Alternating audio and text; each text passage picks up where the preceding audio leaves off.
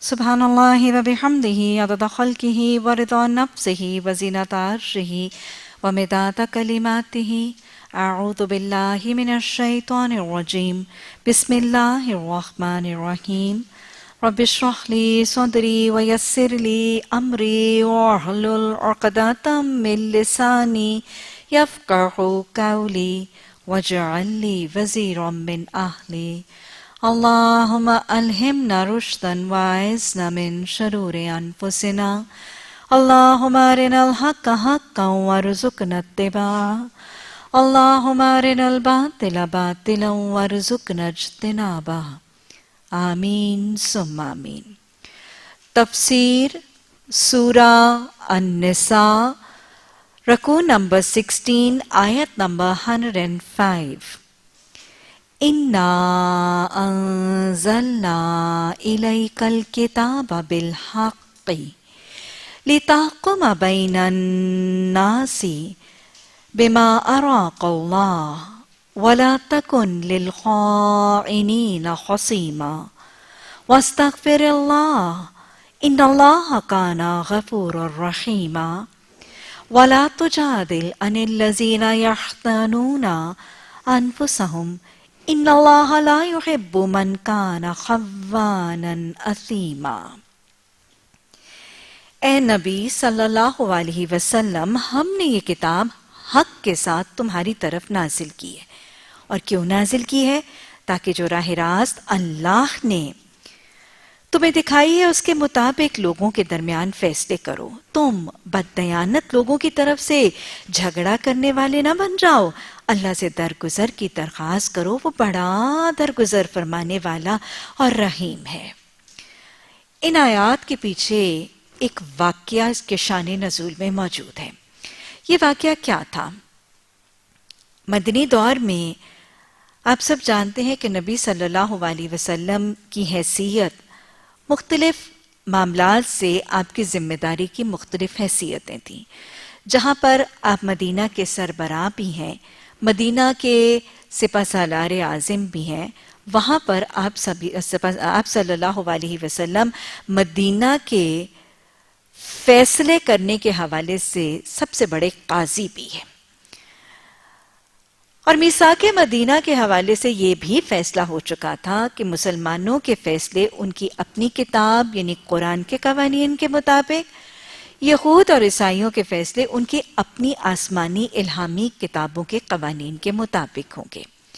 مسلمان تو اس بات پر پابند تھے کہ وہ اپنے فیصلے نبی صلی اللہ علیہ وسلم ہی کے پاس لائیں گے، لیکن یہود کے پاس یہ آزادی رائے تھی کہ وہ اپنے فیصلے چاہتے تو آپ کے پاس لاتے اور ورنہ اپنے علماء میں سے کسی سے وہ اپنی الہامی کتابوں کے مطابق فیصلے کروانے پر اختیار رکھتے تھے. بہرحال اگر وہ یہود اور نصارہ آپ صلی اللہ علیہ وسلم کے پاس فیصلہ لاتے تو آپ میثاق مدینہ یعنی چارٹر آف مدینہ کے حوالے سے آپ اس بات پر پابند تھے کہ آپ فیصلے ان کی الہامی کتابوں اور قوانین کے مطابق کرتے. بہرحال نبی صلی اللہ علیہ وسلم چونکہ ایک چیف جسٹس کی حیثیت بھی رکھتے تھے تو فیصلے آپ کے پاس ہی آتے تھے.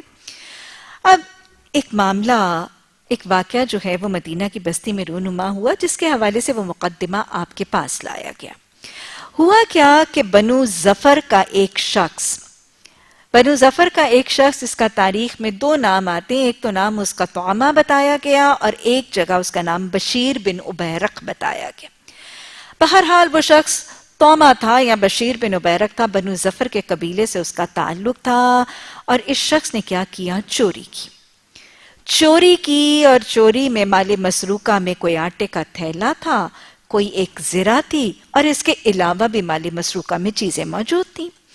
اب جب اس شخص نے چوری کر لی اور جس کی چوری کی گئی اس نے اپنا وہ مال تلاش کرنے کا معاملہ اختیار کیا تو شک ٹھہرا بشیر بن ابیرق پر. جب بشیر بن ابیرق کو یہ معاملہ اور یہ فکر لاحق ہوئی کہ میرا نام مشکوک لوگوں کی صف میں شامل ہو گیا تو اس نے بڑی ہوشیاری اور چابک دستی کے ساتھ اپنا یہ سارا کا سارا مال مسروقہ، یہ چوری کا مال جو ہے، اس کو اٹھایا اور اس کو یہودی کے پاس امانت کے طور پر یہودی کے گھر رکھوا دیا.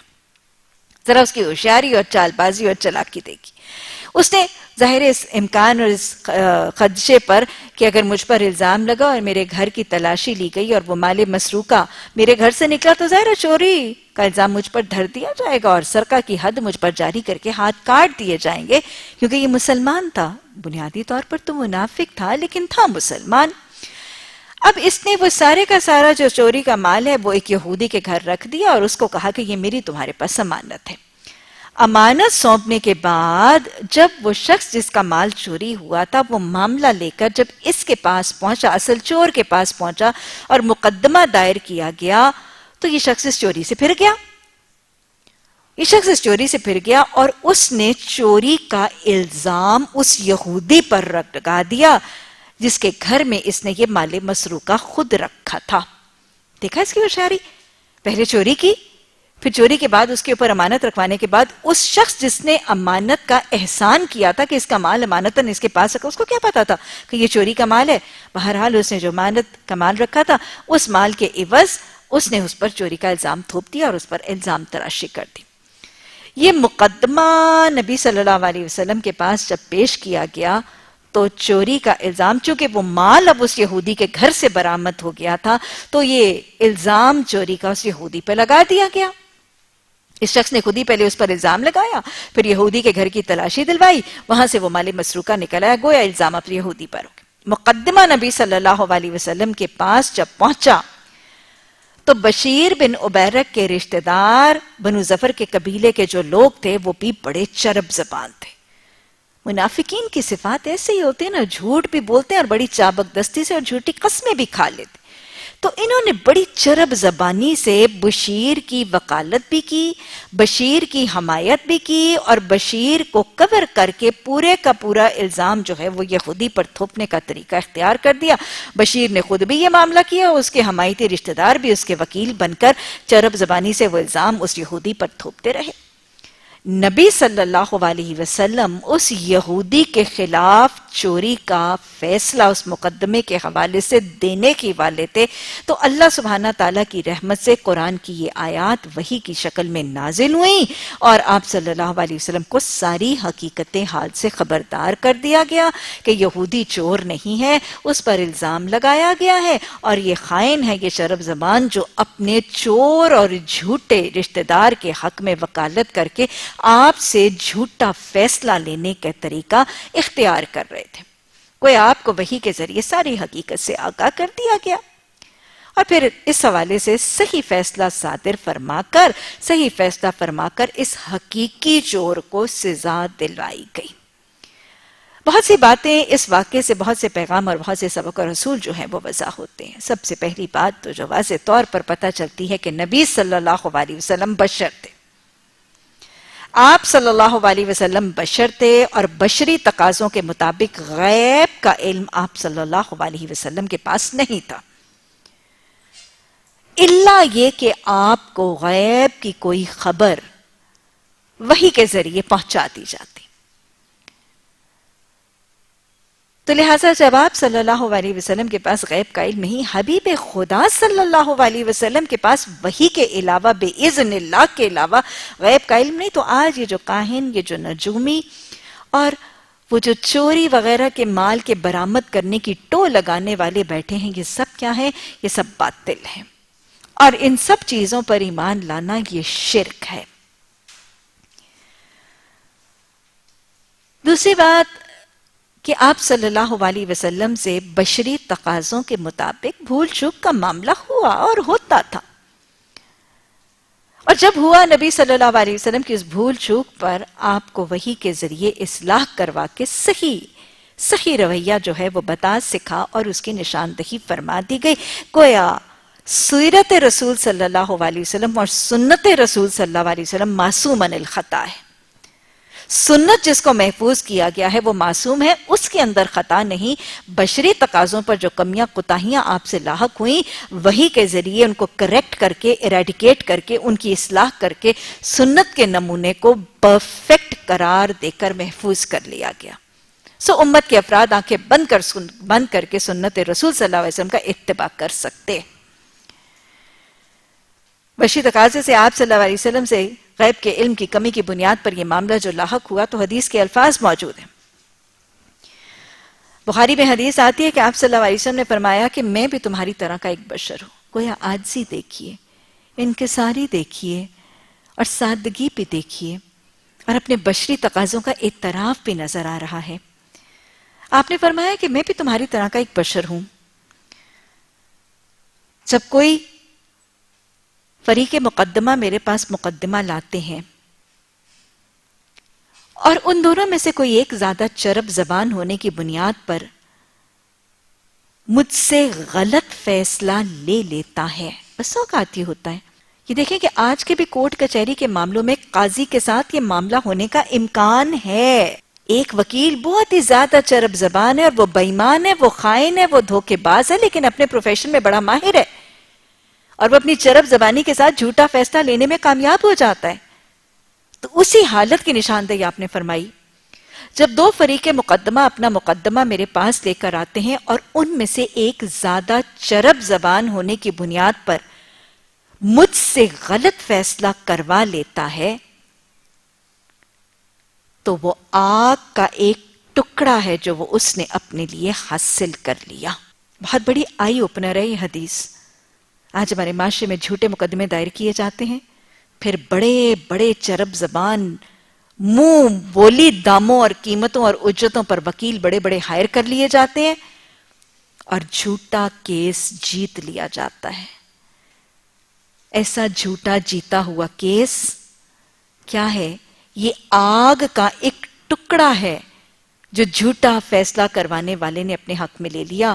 اور ہمارے معاشرے میں ایسا جھوٹا کیس جیتنے پر شادیانے کیے جاتے ہیں، خوشیاں کی جاتی ہیں، مٹھائیاں بانٹی جاتی. اللہم اجرنا من النار. یاد رکھیے گا ہمارا دین اور قرآن اور اسلام کے طریقے ہر دل پر ایک تقوی کا چوکیدار بٹھا کے معاشرے کی اصلاح کرتا ہے. ایسے افراد کی اصلاح تقوی کے علاوہ اور نہیں ہو سکتی نا. لا فورسنگ ایجنسیز اور لا امپلیمنٹنگ ایجنسیز ایسے معاملات پہ فیل ہو جاتی. یہ تقوی ہے جو ان چیزوں میں کامیاب ہوتا ہے.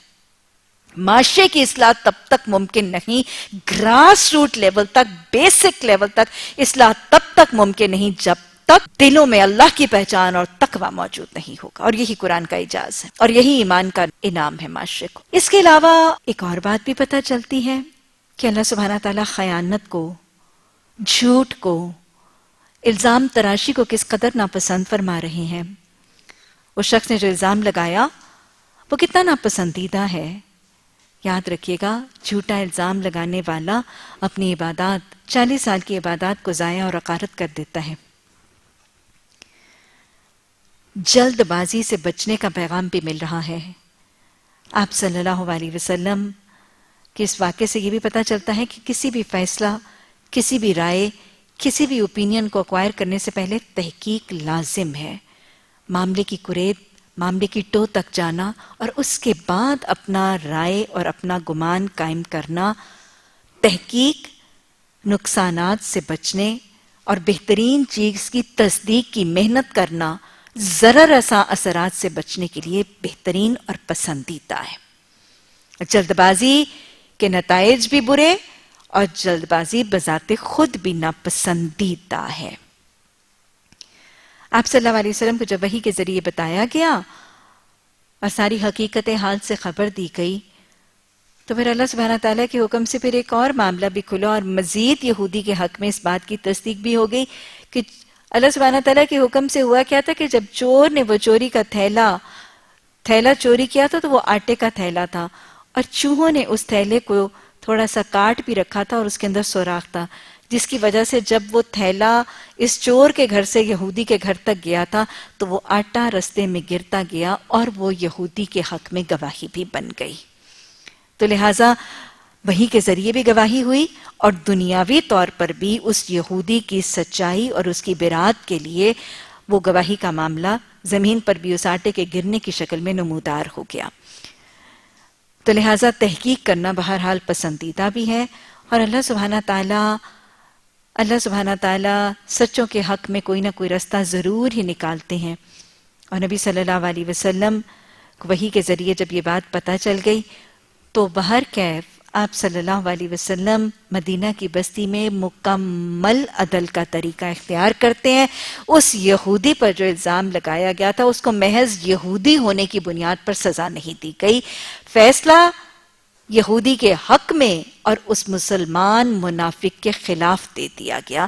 یہ تھا وہ عدل اور یہ تھا وہ ٹوٹل ریلیجس ٹالرنس جو مدینہ کی بستی میں نظر آتی ہے.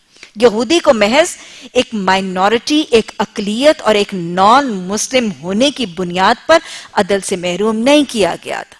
عدل سب کے ساتھ برابر تھا. اس شخص کو جسٹ بیکاز کہ وہ مسلمان تھا اس کو سزا سے چھوڑ کر اس شخص کو جسٹ بیکاز کہ وہ یہودی تھا اس کو سزا میں دھر نہیں دیا گیا تھا. ایک ٹوٹل ریلیجس ٹالرنس ہے اسلامی معاشرے کے اندر. دوسرے ادیان کے افراد کی عزت، ان کے بیسک سٹیزنز کے رائٹس کی ادائیگی اور ٹوٹل ایکوالٹی، ٹوٹل مساوات اور ٹوٹل عدل اور جسٹس کا تصور موجود ہے اسلامی معاشرے میں. اللہ سبحانہ تعالی ہمیں یہ سارے نمونے سیکھنے اور اپنی زندگی میں رائج کرنے کی توفیق عطا فرمائے. تو یہ سارے کا سارا واقعہ جو ہے پھر اسی پس منظر میں اب آیات نازل ہوئی. اب اس کو پڑھیں گے تو آپ کو زیادہ سمجھ آئے گی. تم بد دیانت لوگوں کی طرف سے جھگڑنے والے نہ بنو.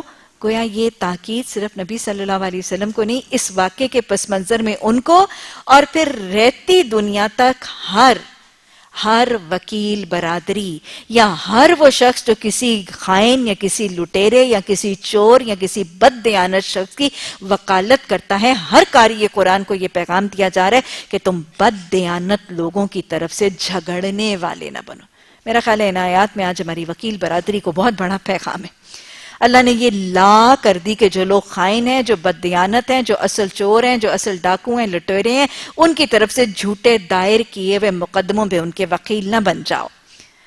اور اللہ سے درگزر کی درخواست کرو. یعنی اگر تم سے کوئی ایسا رویہ ہو گیا ہے تو استغفار کر کے بخشش کا طریقہ اختیار کرو. وہ بڑا درگزر کرنے والا رحیم ہے. گویا ہر خطا، ہر کمی، ہر کوتاہی جو بشری تقاضوں پر بھی ہو جائے اس پر بھی درگزر اور درخواست، استغفار کی درخواست کرنا. نبی صلی اللہ علیہ وسلم کو بھی یہ تاکید کی جا رہی ہے. ہمیں بھی یہ وتیرہ اور یہ رویہ اپنانا ہے. جو لوگ اپنے نفس سے خیانت کرتے ہیں تم ان کی حمایت نہ کرو. گویا خائنوں کی ناپسندیدگی بار بار بتائی جا رہی ہے اور خائنوں کی مدد سے بھی ہاتھ روکنے کی تاکید کی جا رہی ہے. کیونکہ شریعت کیا سکھاتی ہے؟ تعاونوا علی البر والتقوی. اگر تعاون کرنا ہے، مدد کرنی ہے، ایک دوسرے کی ہیلپ اور سپورٹ کرنی ہے تو نیکی اور بھلائی کے کاموں میں کرو. وَلَا تَعَاوَنُوا عَلَى الْإِثْمِ وَالْعُدْوَانِ.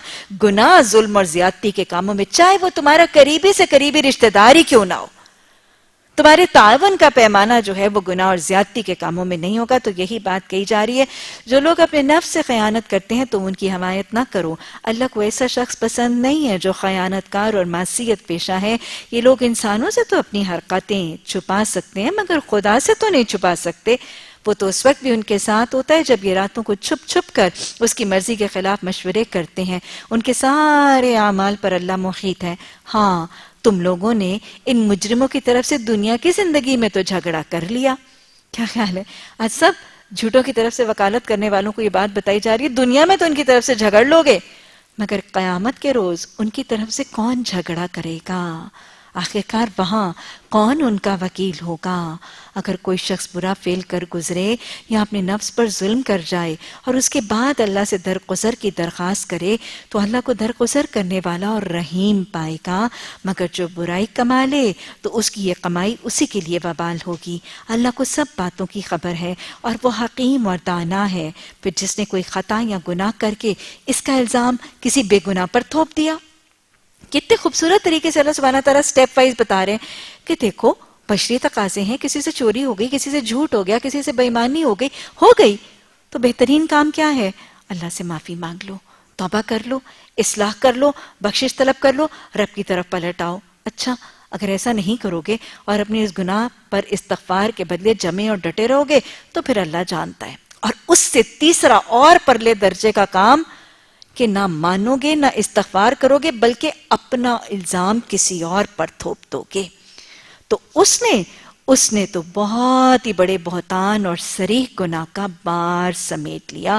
گویا بہتان تراشی، الزام لگانا، خود کر کے کسی اور پر تھوپ دینا کبیرہ گناہ ہے. اے نبی صلی اللہ علیہ وسلم، اگر اللہ کا فضل تم پر نہ ہوتا اور اس کی رحمت تمہارے شامل حال نہ ہوتی تو ان میں سے ایک گروہ نے تو تمہیں غلط فہمی میں مبتلا کرنے کا فیصلہ ہی کر لیا تھا، حالانکہ در حقیقت وہ خود اپنے سوا کسی کو غلط فہمی میں مبتلا نہیں کر رہے تھے اور تمہارا کوئی نقصان نہیں کر سکتے تھے. اللہ نے تم پر کتاب اور حکمت نازل کی ہے اور تمہیں وہ کچھ بتایا ہے جو تمہیں معلوم نہیں تھا، اور اس کا فضل تم پر بہت زیادہ ہے. لوگوں کی خفیہ سرگوشیوں میں اکثر اور بیشتر کوئی بھلائی نہیں ہوتی. اب یہاں پر اس رکوع نمبر 17 کے اندر اللہ سبحانہ تعالیٰ اب محفل کے آداب بتا رہے ہیں. محفل کے ایک گیدرنگ کے، ایک گیٹ ٹوگیدر کے کچھ ایٹیکیٹس، کچھ ایتھکس اور کچھ آداب بتا رہے ہیں. آداب پر بات تو میں ذرا آگے جا کے کرتی ہوں، پہلے ذرا یہاں رک کر ایک بات تو سوچیں. یہ آیات کن حالات میں نازل ہو رہی ہیں؟ کیا سچویشن تھی؟ کیا وقت تھا؟ تاریخ کا کون سا دور تھا؟ میں نے آپ کو بتایا تھا کہ سورہ نساء کب نازل ہوئی تھی؟ غزوہ احد کے بعد. اور غزوہ احد کے اندر مسلمانوں میں سے 70 مسلمان تقریباً شہید ہوئے تھے. کتنی عورتیں بیوہ ہو گئی تھیں، کتنے بچے یتیم ہو گئے تھے، کتنی بہنوں کے بھائی شہید ہو گئے تھے، کتنی ماؤں کی آنکھوں کی ٹھنڈک، ان کے تارے، ان کے دلوں کے کلیجے، بچے شہید ہو گئے تھے. بیٹے، گھر گھر کے اندر غم آیا تھا، پریشانی آئی تھی، معاشی مالی تنگیاں آئی ہوئی تھیں. کتنا، اگر ہم آج کے حوالے سے دیکھیں تو کتنا بڑا کرائسس تھا. سوشل، سائیکولوجیکل، اکنامک، ایموشنل، ہر قسم کا کرائسس تھا. جس بستی کی گلیوں کے اندر یتیم بچے، جن معاشرے کے گھروں کے اندر بیوہ عورتیں، غمزدہ مائیں، دکھی باپ اور دکھی بہنیں جن گھروں کے اندر موجود تھیں، اس معاشرے کے اندر کیا چیز جاری ہے؟ کیسے چھوٹے چھوٹے مسائل، آداب معاشرت سکھائے جا رہے ہیں، محفل کے طریقے سکھائے جا رہے ہیں، وراثت کے احکامات بتائے جا رہے ہیں، نکاح بیاہ شادی کے طریقے آداب سکھائے جا رہے ہیں، محفل میں بیٹھنے کے ایتھکس، سلام کرنے، ملاقاتیں، جہاد، حکمرانی، حکومت کے اصول اور ضوابط سب سکھائے جا رہے ہیں. کیا طریقہ جائر ہے؟ تربیت جاری ہے، تزکیہ جاری ہے، ٹریننگ جاری ہے، اصلاح جاری ہے، کام جاری ہے. حالات غالب نہیں آ گئے. حالات کے اندر ان لوگوں نے، یہ وہی بات ہے جو میں آپ لوگوں کو دعا سکھایا کرتی ہوں کہ دعا اپنی زندگی کا ایک لازم حصہ بنا لیجئے کہ اللہ سبحانہ تعالیٰ میرے حالات کو مجھ پر غالب نہ کر دینا، مجھے اپنے حالات پر غالب رکھ، اور اللہ مجھے غیر اہم سے اہم کی طرف مائل کر دینا. بسا اوقات غموں، دکھوں، پریشانیوں میں شیطان ایسا غلبہ پا جاتا ہے کہ انسان غیر اہم چیزوں کی طرف مائل ہو جاتا ہے. ڈپریشنز، انگزائٹیز، ٹینشنز، گھبراہٹیں بسا اوقات ایسے دل کا گھر کر جاتی ہیں کہ ہمارے بہت سے اوقات اور بہت سی صلاحیتیں ضائع ہو جاتی ہیں. تو اللہ سبحانہ تعالیٰ سے کثرت سے دعا مانگا کرے کہ اللہ مجھے غیر اہم سے اہم کی طرف مائل کر دے اور میرے حالات کو مجھ پر غالب نہ کر، مجھے اپنے حالات پر غالب رکھ. ہر انسان اشرف المخلوقات ہے، ون اپ رہنے کے لیے بنایا گیا ہے. میرے حالات مجھ پر ون اپ نہ آ جائیں، ایسے غالب نہ ہو جائے کہ میں حالات کی راہ میں بہ جاؤں. ذرا سا دکھ، ذرا سی پریشانی، ذرا سا کرائسس، مالی، ایموشنل، اکنامک آیا اور بس میں ان کی راہ میں بہ کے سارے حق کام چھوڑ گیا، تبلیغ اشاعت سب کچھ چھوڑ گیا. نہیں، ایسا نہ ہو اللہ میرے ساتھ. تو یہ وہ استقامت کی. تو آپ دیکھیں تو صحیح کتنا بڑا کرائسس آیا ہوا ہے، پورے معاشرے کے اوپر کرائسس آیا ہوا ہے، لیکن کام جاری ہے. معاشرے کی برائیوں کو ایریڈیکیٹ کیا جا رہا ہے، ان کو بھلائی، ان کو تربیت، ان کی تزکیہ، ان کی ٹریننگ، ان کے اخلاق، ان کے معاملات سب جاری ہیں. دنیا رک نہیں جائے گی اگر حالات خراب ہو جائیں گے. اللہ ہمیں ایسے چلتے رہنے اور جنت کی اپنا سفر طے کرتے رہنے کی ثابت قدمی عطا فرما دے. اللہ زندگی کے ہر پہلو، ہر شعبے، ہر حال میں اللہ ہمیں ثابت قدمی اور اسٹیڈ فاسٹنس اور ایمان کی نعمت سے نواز دے. اللہ ہمیں دل جمعی سے، ثابت قدمی سے حوصلے کے ساتھ اور پہاڑوں جتنے بڑے عزم کے ساتھ اللہ اس دین کی دعوت کا جو عمل ہم نے تھاما ہے، اللہ اس دعوت، اس تبلیغ، اس ارشاد میں اللہ مرتے دم تک، آخری سانسوں تک برسر پیکار رہنے کی توفیق عطا فرما دے۔ تو دیکھیے جی کہ اس معاشرے کے اندر اب آداب محفل میں سے ایک چھوٹا سا نسخہ سکھایا جا رہا ہے کہ دیکھو جب تم کسی گیٹ ٹوگیدر میں ہوتے ہو، کسی گیدرنگ میں ہوتے ہو، more than 2 or 3 or 4 people تم اکٹھے بیٹھتے ہو، زیادہ لوگ ہیں، 10-12 ہیں، 4 سے زیادہ ہیں، 3 سے زیادہ ہیں، تو پھر کیا نہ کیا کرو؟ خفیہ سرگوشیاں نہ کیا کرو۔ کیونکہ اکثر یہ جو خفیہ سرگوشیاں ہوتی ہیں نا، سرگوشی کا مطلب ہوتا ہے ایسے آہستہ آہستہ بات کرنا کہ صرف کچھ تو سن لیں لیکن باقی سننے سے محروم رہ جائے۔ کانوں میں بات کرنا، جسے کہا جاتا ہے نا کانا پھوسی کرنا، ہاں؟ تو سرگوشی کرنا، وسپرنگ، کانوں میں بات کرنا، یا ایسے بات کرنا کہ کچھ کو سمجھ آ جائے، کچھ کو سنائی دے اور باقی محروم رہ جائیں۔ تو کہا جا رہا ہے کہ محفل میں بیٹھو جہاں بہت سے لوگ ہیں، 3-4 سے زیادہ لوگ ہیں، تو 2 لوگ یا 3 لوگ آپس میں ایسی کانا پھوسی کر کے کانوں کے اندر یا ایسی ہلکی آواز میں بات کرنا کہ کچھ کو سمجھ آ جائے، کچھ کو نہ سمجھ آ جائے، یہ مت کرنا۔ یہ آداب محفل کے خلاف ہے، ایٹیکیٹس آف اے گیدرنگ کے خلاف ہے۔ کیونکہ وجہ کیا ہے؟ ان میں اکثر اور بیشتر کوئی بھلائی کی بات نہیں ہوتی۔ کہ جو کانا پھوسی ہوتی ہے اس میں کیا ہوتا ہے؟ اکثریت کوئی فتنہ فسادی ہوتا ہے۔ اگر کوئی خیر کی بات ہے وہ تو اعلانیہ کی جاتی ہے، تو اللہ نے پہلی وجہ تو بتا دی کہ اکثر اس میں بھلائی کی بات ہوتی نہیں، اور جہاں بھلائی کی بات نہیں ہے وہ تو ویسے مومن کو کرنے کا کوئی تصور اور اجازت نہیں ہے نا، اس میں اکثریت میں بھلائی نہیں ہوگی، تو لہٰذا don't get along with this۔ ہاں اگر کوئی پوشیدہ طور پر صدقہ خیرات کرنے کی تلقین کرے یا کسی نیک کام کے لیے لوگوں کے معاملات میں اصلاح کرنے کے لیے کسی سے کچھ کہے تو یہ البتہ بھلی بات ہے، اور جو کوئی اللہ کی رضا جوئی کے لیے ایسا کام کرے گا تو اسے تو ہم بہت بڑا اجر دیں گے۔ گویا بیسیکلی سرگوشیوں سے منع کیا گیا اور وجہ بتا دی گئی، لیکن ساتھ ہی بتا دیا گیا کہ اگر سرگوشیاں ان 2 مقاصد کے لیے ہوئیں تو ہاں بس پھر then you have a permission، وہاں پہ اس مقصد کے لیے کی گئی سرگوشی کی اجازت ہے۔ سرگوشی کرنا منع کیوں کیا گیا؟ کیونکہ آپ دیکھیں حکمت کچھ تو یہاں سے بھی سمجھ آ رہی ہے، لیکن ذرا کھول کے اس کو دیکھ لیں۔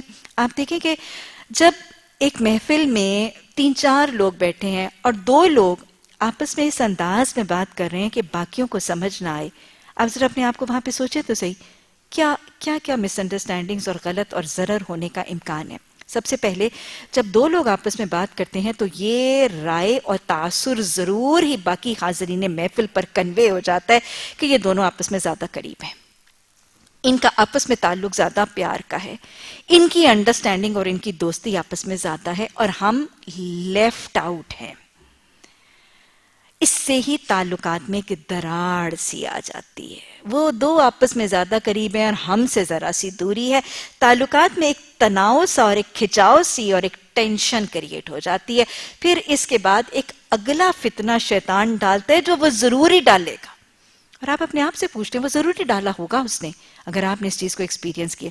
جب 2 لوگ آپس میں کان میں بات کرتے ہیں تو باقی محفل کے لوگوں کے اندر دلوں میں شیطان کیا رائے ڈالتا ہے؟ ضرور تمہاری ہی بات ہو رہی ہے نا، کہ ضرور تمہاری ہی کوئی بات، تمہارا ہی مذاق اڑا رہی ہے، تمہارے کوئی خلاف پلان بن رہا ہے، تمہارے ہی خلاف کوئی سازش ہو رہی ہے، تو بدگمانی دلوں میں گھر کرتی ہے۔ پہلے ریلیشن شپس کے درمیان تناؤ آیا، کھچاؤ آئے، اور پھر اس کے بعد ریلیشن شپ کے اندر تناؤ کے بعد جب کھچاؤ آتا ہے تو کیا ہوتا ہے؟ کوئی چیز کریک کر جاتی ہے نا۔ اب اس تناؤ کے بعد جب یہ شک آ گیا کہ میرے خلاف کوئی سازش یا کوئی ہنڈیا پک رہی ہے تو کیا ہوگا؟ وہ دراڑ آ جائے گی، اور جب کسی چیز میں بدگمانی اور شک کی دراڑ آ جائے تو وہ ریلیشن شپ اور وہ تعلق گرو نہیں کرتا، وہ پنپتا نہیں، وہ پھلتا پھولتا نہیں، اور وہ تعلق خراب ہو جاتا ہے اور اس میں بگاڑ آ جاتا ہے۔ اور قرآن اور دین نہیں چاہتا کہ مسلمانوں کے باہمی تعلقات کے اندر کسی شکل میں کوئی کھچاؤ، کوئی تناؤ، کوئی کسی قسم کا بگاڑ یا کوئی دراڑیں آئیں اور آپس کی محبتیں اور اخوتیں اور خیر خائیاں اور بھائی چارے جو ہیں وہ بگڑ جائیں۔ اسلام تو چاہتا ہے ایک محبت کا ماحول، ایک خلوص کا، ایک ایثار کا، ایک بھائی چارے کا، ایک باہمی رواداری کا اور عام محبتوں کا ماحول چاہتا ہے۔ تو لہٰذا یہ ایک چھوٹا سا عمل جو مسلمانوں کے باہمی تعلقات اخوتن اور اخوت کے تعلقات کے درمیان دراڑیں ڈالتا ہے، شریعت نے اس چھوٹے سے عمل سے بھی پرہیز کرنے کی تاکید کر دی۔ اور پھر لچک بتا دی کہ یہ صرف وہی بات تعاونوا علی الاسم ولا تعاونوا علی الاسم والعدوان، ظلم اور زیادتی کے کاموں میں کاناپوسی بھی نہیں ہوگی، اور تعاونوا علی البر والتقوی، تقوی اور نیکی کے کاموں میں تم یہ سرگوشی بھی کر سکتے ہو۔ سرگوشی کرنے کی اجازت، اگر کوئی صدقہ خیرات دینا ہے، آپ اعلانیہ نہیں دینا چاہتے، کیوں؟ کہیں ریا نہ آ جائے، کہیں دکھاوا نہ آ جائے، اور کسی کو جو دینا ہے اس کا نام کر کے اس کی عزت نفس اور اس کی خودی کو ٹھیس نہ لگ جائے، تو ایسے مقصد کے لیے اگر چھپا کے صدقات کا تذکرہ کرنا چاہتے ہو تو یہ کاناپوسی یا سرگوشی کی شکل میں کیا جا سکتا ہے۔ اسی کے علاوہ اگر دو لوگوں کے درمیان جھگڑا ہے اور لڑائی ہے تو صلح کروانا چاہتے ہو تو پھر بھی سرگوشی کا طریقہ اختیار کیا جا سکتا ہے۔ آگے چلنے سے پہلے ایک بات پھر دیکھیں ذرا، دو بہت ہی برے کام جن کو اللہ نے قرآن میں لا کہہ دیا کہ یہ نہ کرنا، سرگوشی میں یہاں پہ بھی ڈونٹ آیا، آگے بھی ایک جگہ پھر سرگوشی کے اوپر لا آئے گا، اور ایک اور لا، کیا کرو؟ وَاجْتَنِبُوا، بچ جاؤ، کس سے؟ جھوٹی بات سے۔ جھوٹ پر بھی اللہ نے اجتناب کا حکم دیا۔ جھوٹ اور سرگوشی یہ دو کام ہیں جن پر اللہ نے منع کیا ہے، لیکن ان دونوں چیزوں کی اجازت کہاں آ گئی؟ آپس کی صلح کے لیے، دو روٹھے ہوئے لوگوں کے درمیان صلح کر دینا یا اصلاح معاملات کے لیے، یہ دونوں قرآن کے منع کردہ عمل جائز ہیں۔ تو پھر کیا چیز بہت پسندیدہ ہے؟ صلح کروا دینا بہت پسندیدہ عمل ہے۔ ٹوٹے ہوئے رشتوں اور روابط کو جوڑ دینا، کٹے ہوئے تعلقات اور نعتوں کو پھر سے منسوخ کیے ہوئے ربطوں کو پھر سے قائم کر دینا، رشتوں کی عمارتوں کو پھر سے تعمیر کر دینا بڑا پسندیدہ عمل ہے۔ حدیث تو آئے، آپ صلی اللہ علیہ وسلم صحابہ اکرام کی محفل میں تشریف فرماتے، آپ نے فرمایا کیا میں تمہیں وہ عمل نہ بتا دوں جو نماز اور روزے سے بہتر ہے؟ صحابہ اکرام نے فوراً لپک کر کہا رسول اللہ صلی اللہ علیہ وسلم فرمائیے۔ آپ نے فرمایا دو لوگوں میں صلح کروا دینا۔ سوال پھر دوہرائیں ذرا، کتنا عملی اور کتنا محبتوں کا دین ہے۔ کیا میں تمہیں وہ عمل نہ بتا دوں جو نماز اور روزے سے بہتر ہے؟ دو لوگوں میں صلح کروا دینا، کیونکہ دو لوگوں میں صلح کروانا دین کو آباد کرنے کا کام ہے۔ اور پھر آپ نے آگے فرمایا دو لوگوں میں جھگڑا یا لڑائی ڈلوا دینا مونڈ دینے کا کام ہے، اور یہ بالوں کو نہیں، یہ دین کو مونڈ دیتا ہے۔ دین کا جنازہ، ایمان کا جنازہ اٹھ جایا کرتا ہے جب کوئی فرد فتنہ فساد کر کے دو لوگوں کے درمیان جھگڑا کرتا ہے، اور دین آباد ہو جاتا ہے جب دو افراد کے درمیان صلح اور تنازع کو دفع رفع کر دیا جاتا ہے۔ اور یہی وہ کام ہے جس کے لیے جھوٹ اور جس کے لیے سرگوشی کی اجازت ہے۔ دو لوگوں کے درمیان صلح کرنا اور صلح کروانے کے لیے سرگوشی تک کی اجازت دے دی گئی، اور جھوٹ بولنے کی اجازت دے دی گئی، اور پھر اسی طرح سرگوشی کی اجازت صدقہ اور خیرات کے لیے بھی دے دی گئی۔ جہاں سرگوشی کی بات ہو رہی ہے اس کے علاوہ میں ایک اور بات کا تذکرہ بھی کر دوں، کیونکہ یاد رکھیے گا بس اوقات ایک حکم دیا جاتا ہے اور وہ حکم ایک خاص چیز کے حوالے سے اسی سے ملتا جلتا تاثر اگر ایک اور عمل سے بھی پیدا ہو رہا ہو، اور وہی ایفیکٹ اور وہی ریزلٹس اور وہی نتائج اس سے ملتے جلتے ایک اور کام سے بھی پیدا ہو رہے ہوں تو ان کو بھی مد نظر رکھنا ضروری ہے۔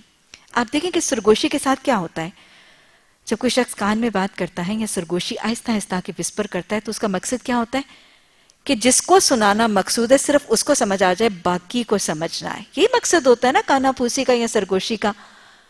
بسا اوقات تو یہ آواز کو ہلکا کر کے یا کان کے قریب جا کے یہ مقصد حل ہو جاتا ہے، اور بسا اوقات یہ مقصد اس کے علاوہ بھی حل ہو جاتا ہے۔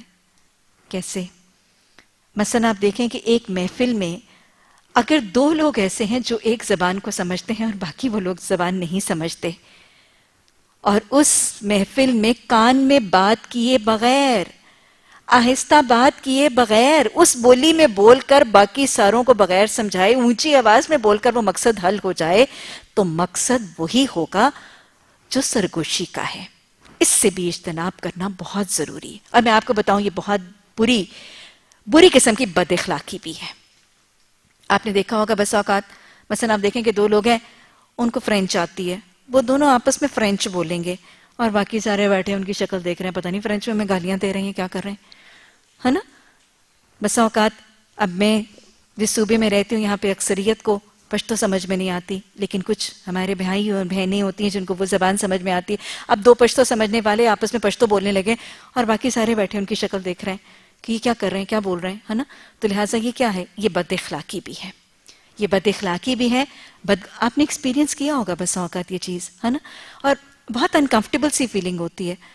تو لہٰذا یہ بد اخلاقی کرنا اور پھر قرآن کے احکامات کے حوالے سے بھی ایک نافرمانی کا طریقہ ہے. اور پھر بس اوقات یہ ہوتا ہے کہ وہ ماں بیٹی جو مالکنیں ہوتی ہیں ان کو انگریزی سمجھ میں آ رہی ہوتی ہے، وہ جو ملازم ہے اس بیچاری کو انگریزی سمجھ میں نہیں آتی اور سارے نقص اور عیب اس کے انگریزی میں ٹٹ کر کے، ویسے میں آپ کو بتاؤں اس کو لہجے سے سب کچھ سمجھ میں آ رہا ہوتا ہے، بات میری ہی ہو رہی ہے. اور وہ بدگمانیاں اس سے بہتر تھا کہ اس کی بولی میں کر دیا جاتا تاکہ اس کو پتہ تو چلتا کہ اتنا برا نہیں کہا جتنا اس کا خیال تھا کہ کہہ دیا.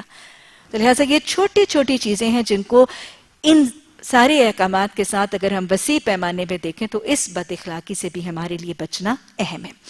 بہرحال اللہ سبحانہ تعالیٰ نے ساتھ ہی فرما دیا کہ سرگوشی کب کرو اگر تم صدقے کی تلقین کرنا چاہتے ہو. ویسے مجھے بتائیں کبھی سرگوشیاں ان کاموں کے لیے بھی ہوئی ہیں؟ سرگوشیاں تو وہ اللہ نے اوپر ہی کہہ دیا تھا، اکثر بیشتر سرگوشیوں میں کوئی بھلائی کی بات نہیں ہوتی. مگر جو شخص رسول اللہ صلی اللہ علیہ وسلم کی مخالفت پر کمر بستہ ہو جائے، اہل ایمان کی روش کے سوا کسی اور روش پر چلے، درا حالانکہ اس پر راہ راست واضح ہو چکی ہے، تو اس کو ہم اسی طرف چلائیں گے جدھر وہ خود پھر گیا، اسے جہنم میں جھونک دیں گے جو بدترین جائے قرار ہے. اللہم اجرنا من النار. اللہ کے ہاں بس شرک ہی کی بخشش نہیں، اس کے سوا اور سب کچھ معاف ہو سکتا ہے جسے وہ معاف کرنا چاہے. کیا مطلب؟ کیا یہ توبہ زندگی میں بھی نہیں؟ اور کیا ایک مشرک اگر زندگی میں بھی توبہ کرے تو اس کی توبہ کا دروازہ بند ہے؟ اصل میں اس آیت کا مطلب کیا ہے کہ یہ معاملہ ہرگز نہیں کہ اگر کوئی شخص شرک کرنے والا زندگی میں تائب ہوگا تو بھی اس کے لیے توبہ نہیں. کیونکہ آپ نے دیکھا بڑے بڑے مشرکوں نے توبہ کی، حضرت خالد بن ولید، حضرت ابو ہریرہ، حضرت عمر، اکرمہ بن ابو جہل، ہند. شرک اور شرک میں اتنے آگے نکلے ہوئے لوگوں نے توبہ کی نا، اور ان کی توبہ قبول ہوئی. تو پھر یہ کیا معاملہ؟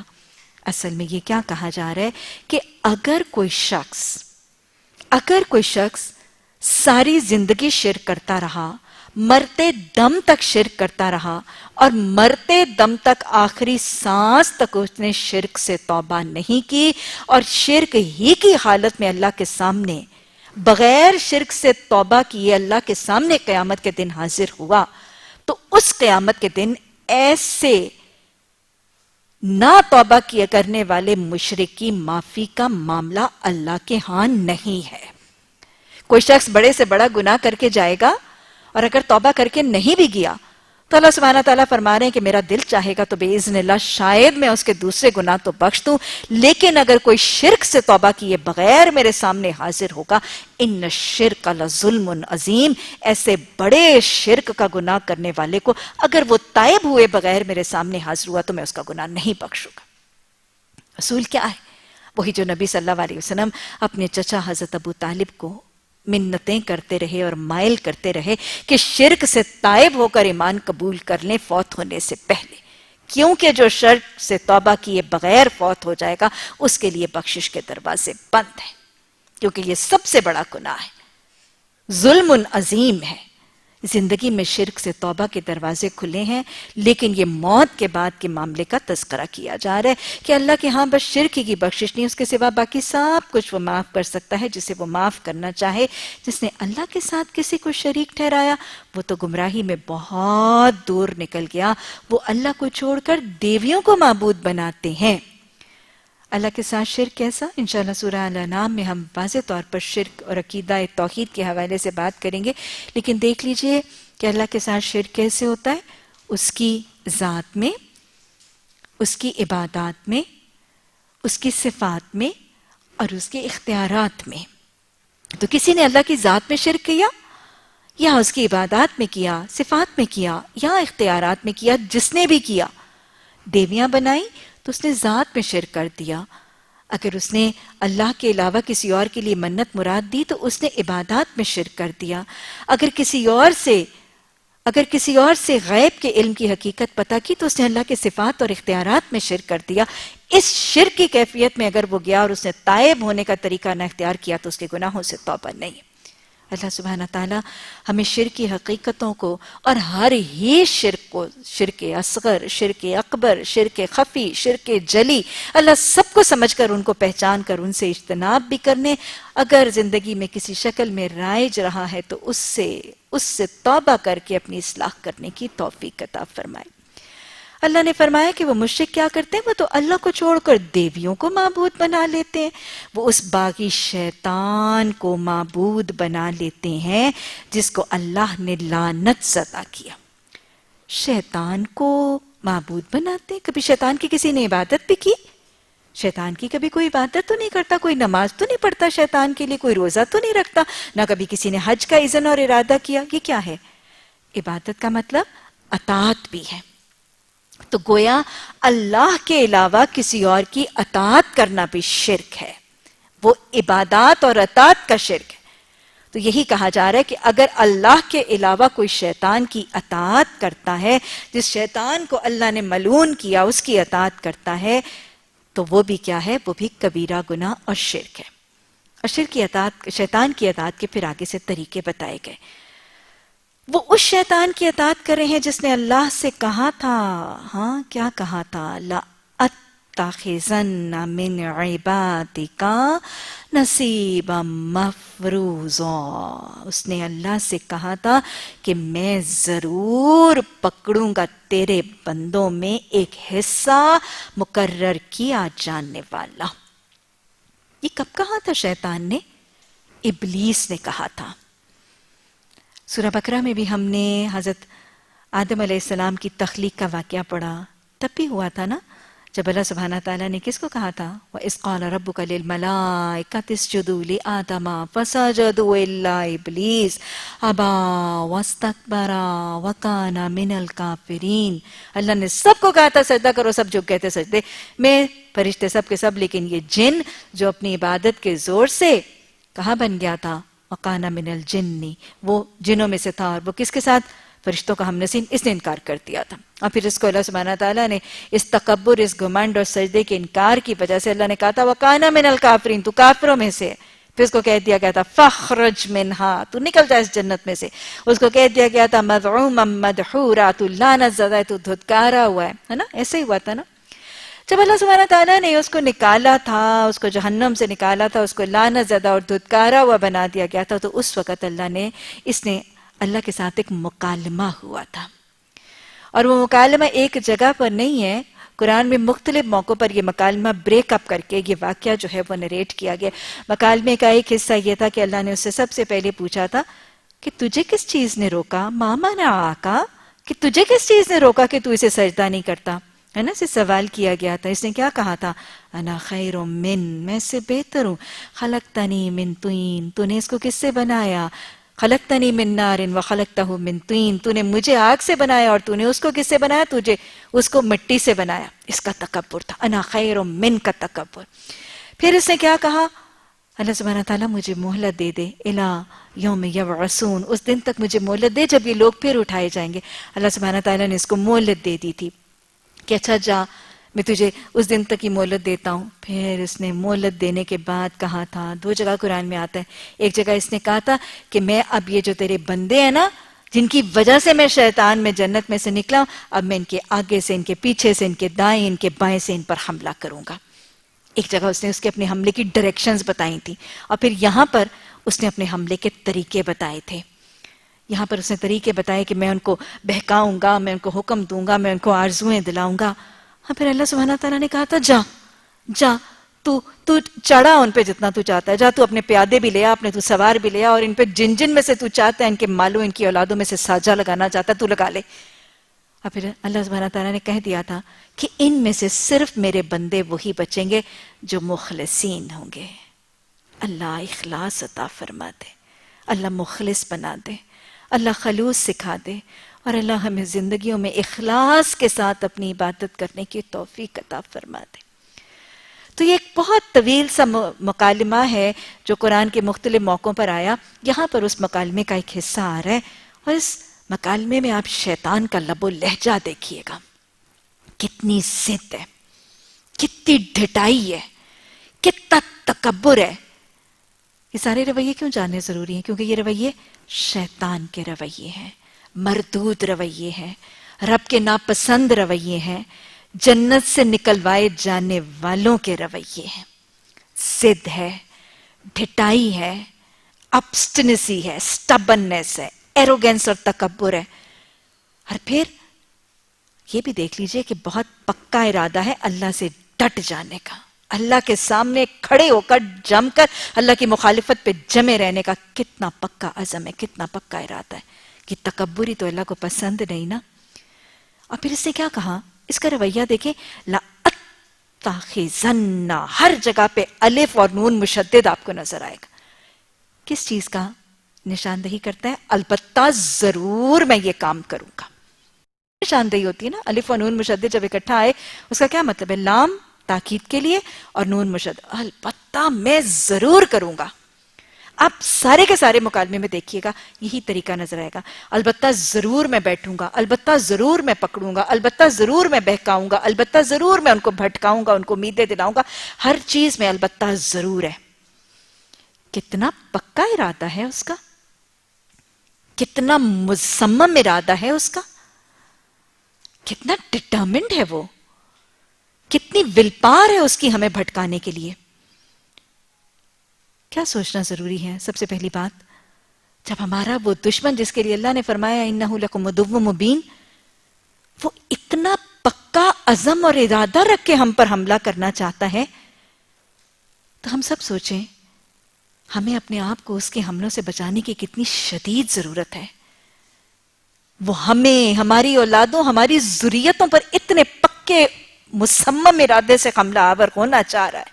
اس نے تب اللہ کے سامنے کھڑے ہو کے کہہ دیا تھا میں ضرور بہکاؤں گا ان کو، میں ضرور بھٹکاؤں گا ان کو۔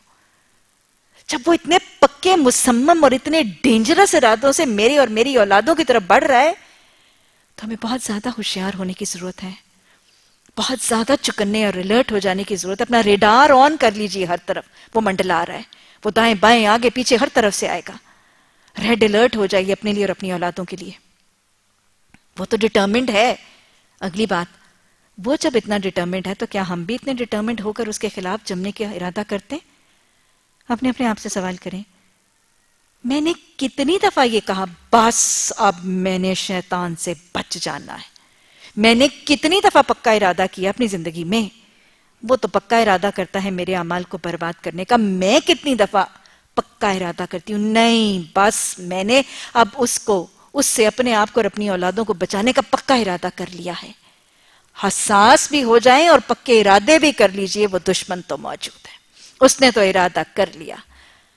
اور میرے رب نے مجھے اور آپ کو ارادہ بتا بھی دیا۔ اس رحمان کا کرم ہے، اس نے یہ مکالمہ بتا کر ہمیں ہمارے دشمن کے خلاف چکنا کر دیا۔ اللہ اس چکنا کیے جانے کا فائدہ اٹھانے کی توفیق عطا فرما، اور اس نے چکنا ہو کر ہمیں حفاظت کی دعا بھی سکھا دی۔ کون سی؟ ربی اعوذ بک من ہمزات الشیاطین واعوذ بک ربی ان یحضرونی۔ جس نے کھڑے ہو کے دھونس دے کے مجھے اور میری اولادوں سے یہ سارے کام کروانے تھے نا، اللہ میں نے رحمان تجھے تیری پناہ میں اپنے آپ کو اور اپنی اولادوں کو دے دیا، میری حفاظت کر۔ محفوظ ترین حفاظت کا کڑا اللہ نے ہمیں تھما دیا۔ اچھا وہ کہہ کیا رہا ہے؟ پہلا جملہ دیکھیں، اس نے کہا البتہ ضرور میں پکڑوں گا تیرے بندوں میں سے ایک حصہ مقرر فرض۔ اس نے تو لازم کر لیا۔ اور ذرا حقیقت حال اور مکالمے کو تو دیکھیں، وہ کہتے ہیں بندے تیرے ہیں لیکن حصہ میں لے جاؤں گا۔ اللہ اکبر، جانتا وہ بھی ہے کہ بندے تیرے ہیں۔ ارے بنایا تو نے، ربوبیت تو کرتا ہے، پالتا تو ہے، کھلاتا تو ہے، پلاتا تو ہے، عزت تو دیتا ہے، ہوا پانی روشنی سب فراہم تو کرتا ہے، بندے تیرے ہیں اور تو نے ہی بنایا ہوگا، تجھ پر ہی ڈیپینڈنٹ ہوں گے، لیکن آ کے حصہ میں لے جاؤں گا۔ کتنے احمق ہوں گے جس کے بندے ہیں اس کو دینے کی بجائے اس کو دے دیں گے۔ قرآن کتنی خوبصورتی سے ہمیں بات سمجھا رہا ہے. کس نے کہا کہ بندے تیرے ہیں؟ وہ بھی جانتے ہیں ہم کس کے بندے ہیں. بندے تیرے ہوں گے لیکن حصے میں لے جاؤں گا. کیا خیال ہے؟ اس کی تو چابک دستی کا احساس ہو رہی ہے، لیکن ساتھ ساتھ یہ احساس نہیں ہو رہا کہ بندے ہونے کے باوجود جو اس کو حصہ دے دیں گے وہ کتنے احمق ہوں گے. بندگی کے باوجود بندگی کا حق کسی اور کو دے دیں گے، کیا ان کی حماقت کا افسوس نہیں ہوتا؟ اللہ ہمیں انہیں احمقوں میں سے نہ بنا دے. وہ کہتا ہے کہ میں مقرر حصہ لے کے رہوں گا، اور وہ لے بھی جاتا ہے بہت سے بندوں کے حصے. کس کس چیز میں سے حصہ نکالتا ہے اپنا؟ اللہ نے کہا تھا ان کے مالوں، ان کی اولادوں، ان کی اوقاتوں میں سے حصہ لے جا تو لینا. وہ لے جاتا ہے. بہت سے کے مالوں میں سے حصہ لے جاتا ہے. اس رازق نے دیا تھا مال. یرزق من یشاء بغیر حساب، جس کو چاہتا ہے وہ بے حساب دے دیتا ہے. رازق وہ ہے، رزق کی کنجیاں اس کے ہاتھ میں. رازق رزق دیتا ہے، اور یہ اس بات پر جمع ڈٹا ہوا ہے کہ میں رازق کے دیے ہوئے رزق میں سے حصہ لے جاؤں گا، اور لے جاتا ہے. آپ نے دیکھا نہیں لے جاتے ہوئے اس کو؟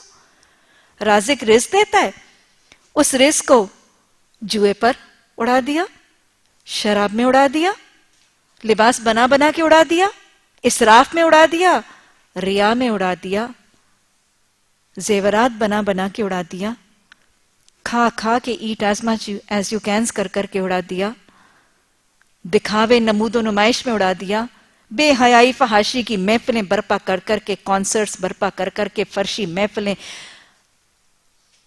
پتنگ بازی کی محفلیں، مہندیوں ڈھولکیوں کی محفلیں برپا کر کر کے اس مال کو اڑا دیا. یہ کون لے گیا حصہ؟ یہ شیطان لے گیا تھا حصہ. کیا شیطان ایسا حصہ اچکتا ہوا نظر آتا ہے معاشرے میں؟ پھر وہ صرف مالوں میں نہیں حصہ لے جاتا، حرام کاری پر خرچ کیے ہوئے مال، حدود اللہ سے تجاوز پہ خرچ کیے ہوئے مال، ریا، اسراف، تکبر، دکھاوے نمود و نمائش سے خرچ کیے ہوئے مالوں میں حصہ نہیں لے جاتا، وہ بہت سو کے اوقاتوں میں حصہ لے جاتا ہے. شیطان اوقاتوں میں کہاں حصہ لے جاتا ہے؟ وقت ہے نا سب کے پاس، بس اوقات وہ وقتوں میں سے حصہ لے جاتا ہے. دن کے اوقات میں وہ اپنا حصہ لے جاتا ہے.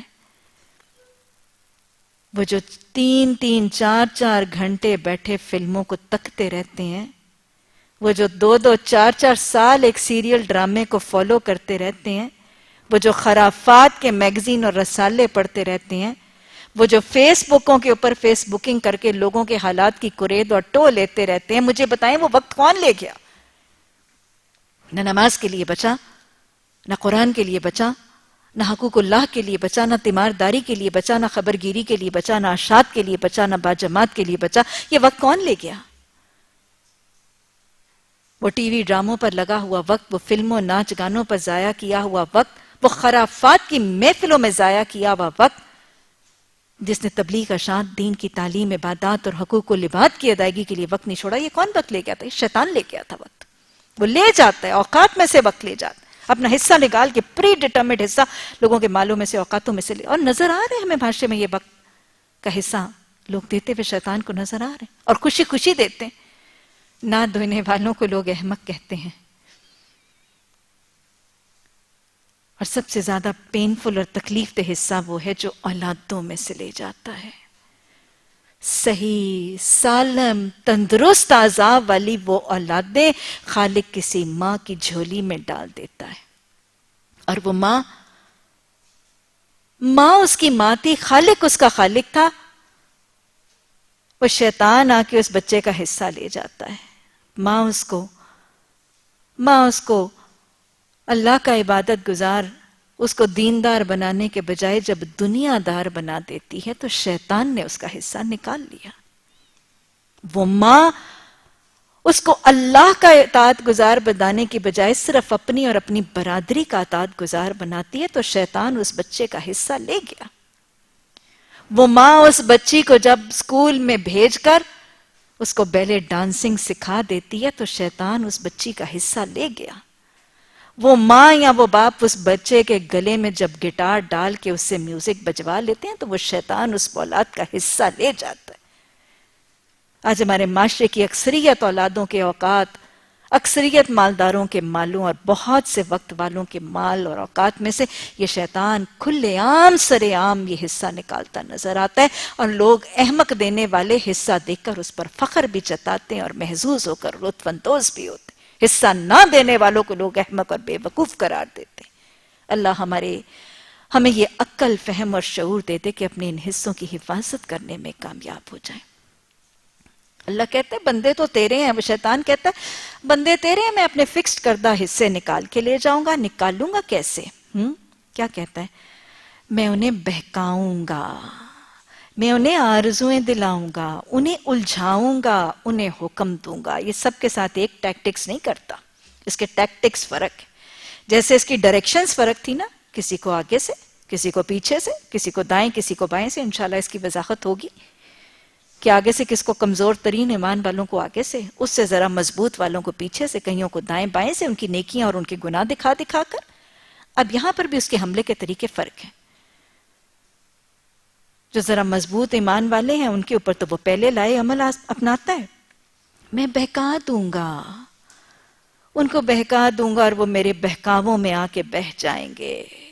کچھ لباس دکھا کے بہکا دوں گا، کچھ حسن کے نظارے دکھا کے بہکا دوں گا، کچھ موسیقی کی تان سنا کے بہکا دوں گا، وہ بہک جائیں گے۔ یاد رکھیے گا شیطان اکیلا حملہ نہیں کرتا، کبھی بھی شیطان اکیلا حملہ نہیں کرتا۔ من الجن والانس، انسانوں اور جنوں میں سے اس کے ساتھی بھی ہیں، اس کے چیلے بھی ہیں۔ بس اوقات ایک سہیلی شیطان کا چیلا بن کے آ جاتی ہے، بہکا تو کیا قرآن کلاس میں جا رہی، سارا ہفتہ روز ہی تو جاتی، چل چھوڑا، چل فلان لون کی ایگزیبیشن لگی ہے، میں بہکا دوں گا، وہ میرے بہکاووں میں آ جائیں گے، میرے اور میرے چیلوں کے بہکاووں میں آ جائیں گے۔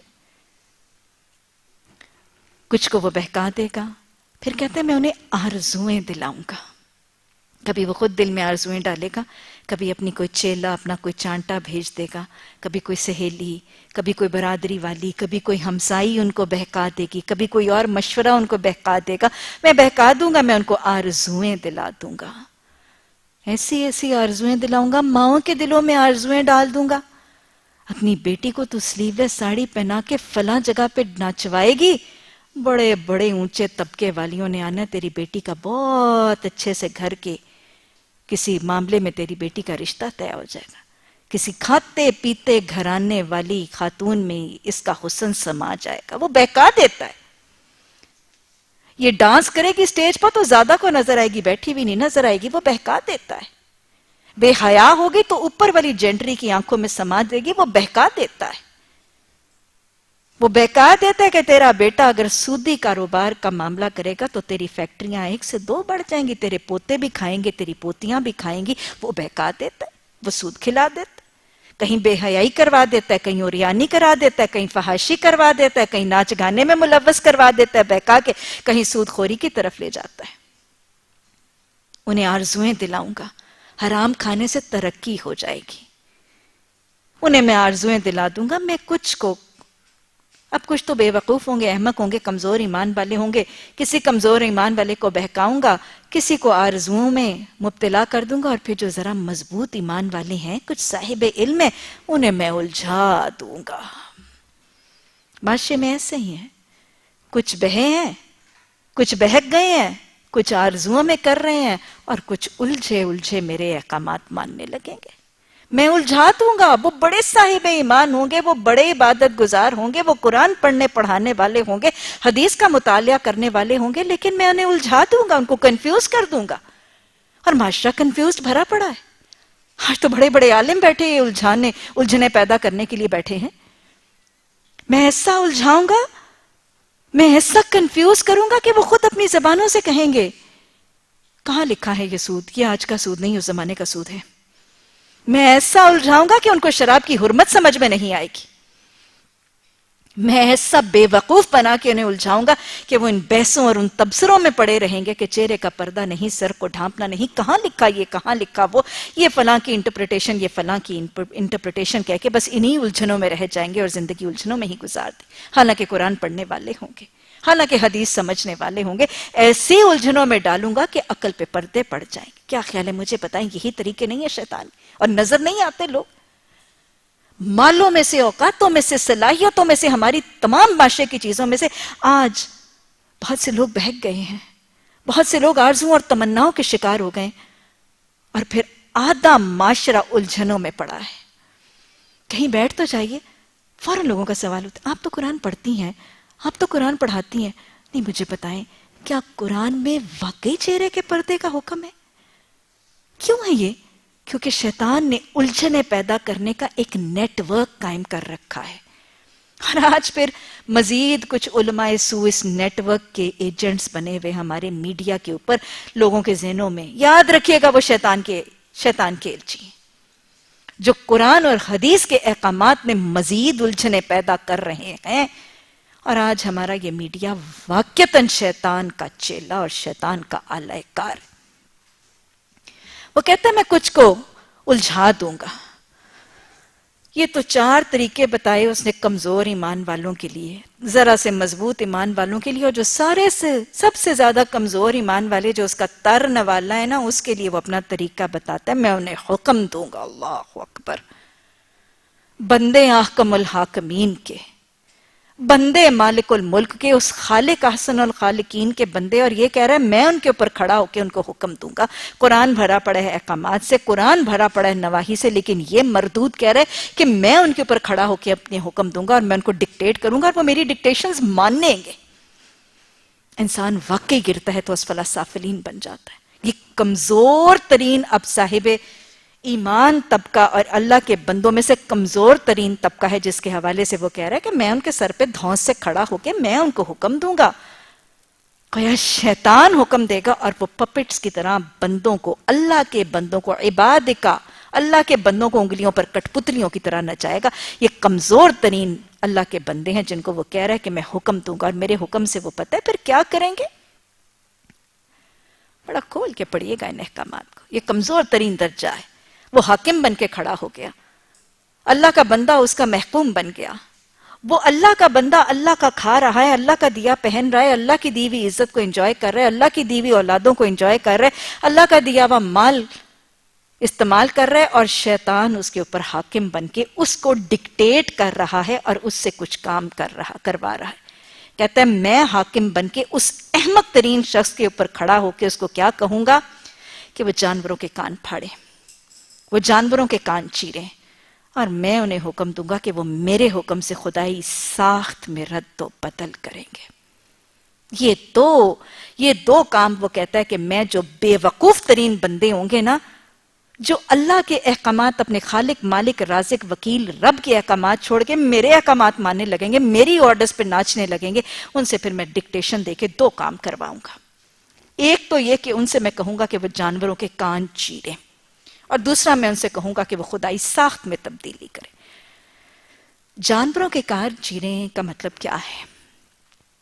یہ وہ رسم ہے جو عرب کے اندر نبی صلی اللہ علیہ وسلم کی نبوت سے پہلے شرک کی شکل میں رائج ہو چکی تھی.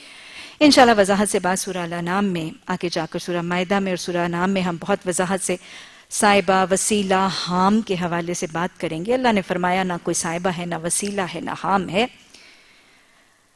یہ اصل میں مشرکین مکہ نے اپنے کچھ بتوں کو, اپنی کچھ دیویوں کو خوش کرنے کے لیے یہ رسم ایجاد کر رکھی تھی, کیونکہ یہ بتوں کو اور دیویوں کو نا اللہ کا نائب سمجھتے تھے, اور یہ کہتے تھے کہ یہ اللہ کے ہاں ہمارے سفارشی ہیں, زندگی میں ہماری دعائیں ان کی وجہ سے قبول ہوتی ہیں, اور آخرت میں یہ ہمیں اللہ کے ہاں سفارش کر کے بچائیں گے.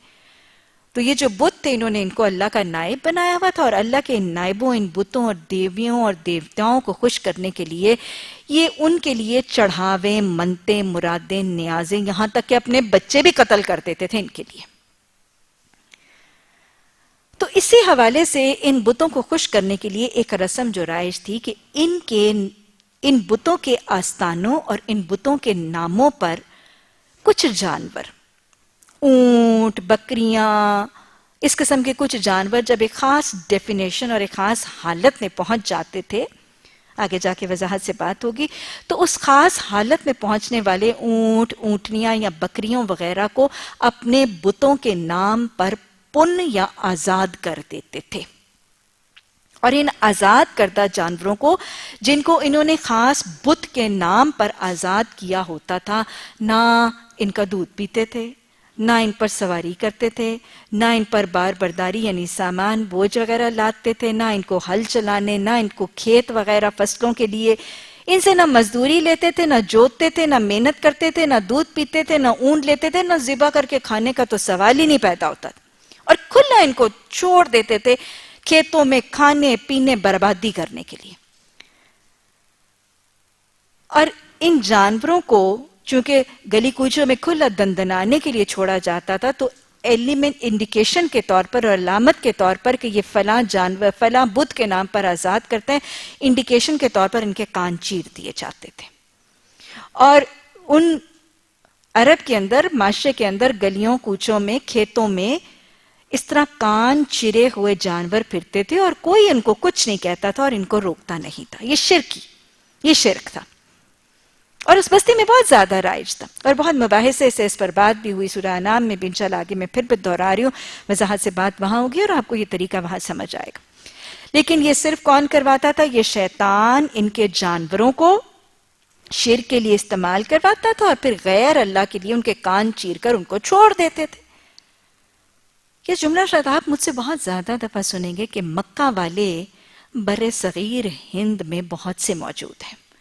وہ مکہ والے صرف وہی نہیں، یہاں پر بھی آ کے آباد ہو گئے۔ شاید محمد بن قاسم اپنے ساتھ وہ ہوا یہاں بھی لے آیا۔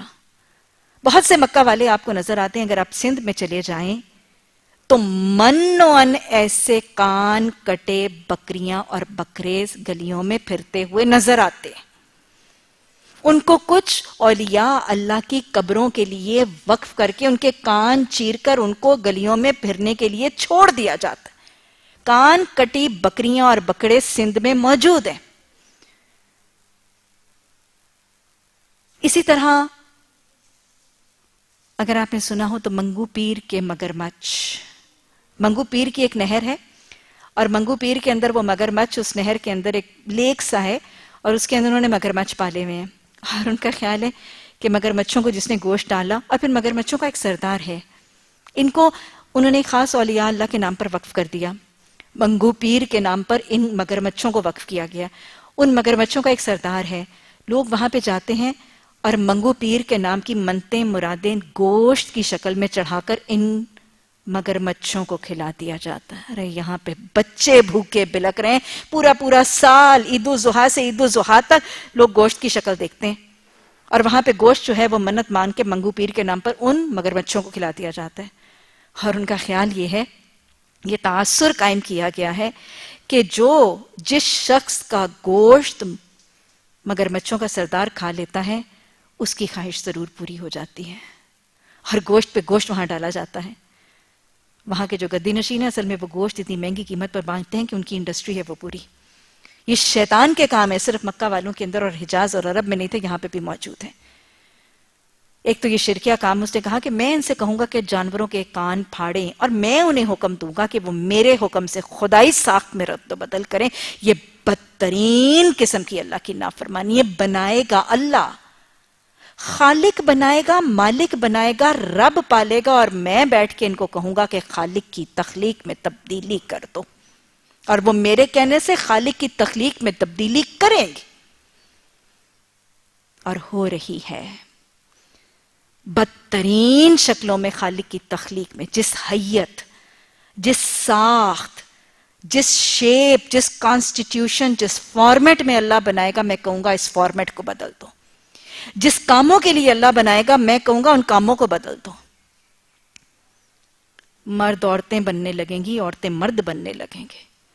کیا خیال ہے وہ جو گویا جس نے ٹیکے لگا لگا کے عورتوں کی ساخت، اپنی ساخت کو بدلی کر لیا، کہ اس کے زمرے میں نہیں آتا؟ ارے یہ تو بہت ہی گراس سی بات ہے، بہت دور کی بات ہے، 7 سمندر پرے کی بات ہے، یہاں کی بات کریں، ہم کیوں اتنی دور کی بات کریں؟ شیطان کہہ رہا ہے کہ میں ان کو حکم دوں گا وہ انسان کی ساخت میں تبدیلی کریں گے۔ اللہ نے جو چیزیں بنائی ہیں، اللہ کی مخلوق میں تبدیلی کریں گے۔ اللہ نے بہترین مخلوق بنائی ہے انسان، لقد خلق الانسان فی احسن تقویم۔ وہ باقی مخلوق کو تو چھوڑ ہی دو، وہ اللہ کی بہترین مخلوق میں تبدیلی کریں گے شیطان کے حکم پر۔ اللہ نے مردوں کو اور عورتوں کو تولیدی صلاحیتوں کے ساتھ پیدا کیا ہے، ولادت کی صلاحیت کے ساتھ پیدا کیا ہے، وہ مردوں اور عورتوں کی نس بندیوں کے ساتھ ان کو بانجھ بنانے کا طریقہ اختیار کریں گے. یہ اللہ کی ساخت میں تبدیلی ہے، اور یہ چیز ہمارے معاشرے میں باقاعدہ ایک مہم کی طرح لانچڈ ہے. وہ ساری کی ساری مہم وہ شیطانی احکامات ہے جو چلائے جا رہے ہیں. باقاعدہ طور پر نس بندی کر کے، سٹیرلائزیشن اور ٹیوبل لائگیشن کر کے عورتوں کی تولیدی صلاحیت کو مکمل طریقے سے بند کر دینا، یا مردوں کی اس تولیدی صلاحیت کو مکمل طریقے سے بند کر دینا، یہ اللہ کے بنائی ہوئی ساخت میں تبدیلی ہے، اور یہ شیطان اپنے حکم سے کرتا ہے، اور یہ کبیرہ گناہ ہے.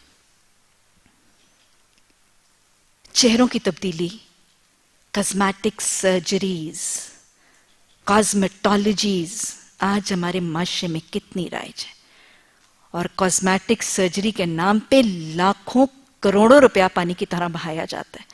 وہ مال کا بھی وقت لے جاتا ہے، مال کا حصہ بھی لے جاتا ہے، وہ بہت سے حصے لے جاتا ہے. ایک بہت ہی مالدار سا باپ اٹھتا ہے، اس کو لگتا ہے کہ میری بیٹی کا ناک خوبصورت نہیں، اور وہ ناک کو خوبصورت بنانے کے چکر میں، آپ نے تو شاید سنا، آپ کو شاید اندازہ بھی نہیں ہوگا، رائنوپلاسٹیز، یہ ناک کی شیپ ٹھیک کرنے کے لیے جو سرجریز، کاسمیٹک سرجریز ہوتی ہیں، لاکھوں کروڑوں روپیہ لگ جاتا ہے. ٹمی ٹکس ہو رہے ہیں اور رائنوپلاسٹیز ہو رہی ہیں، اور پتہ نہیں کیا کیا کچھ ہو رہا ہے.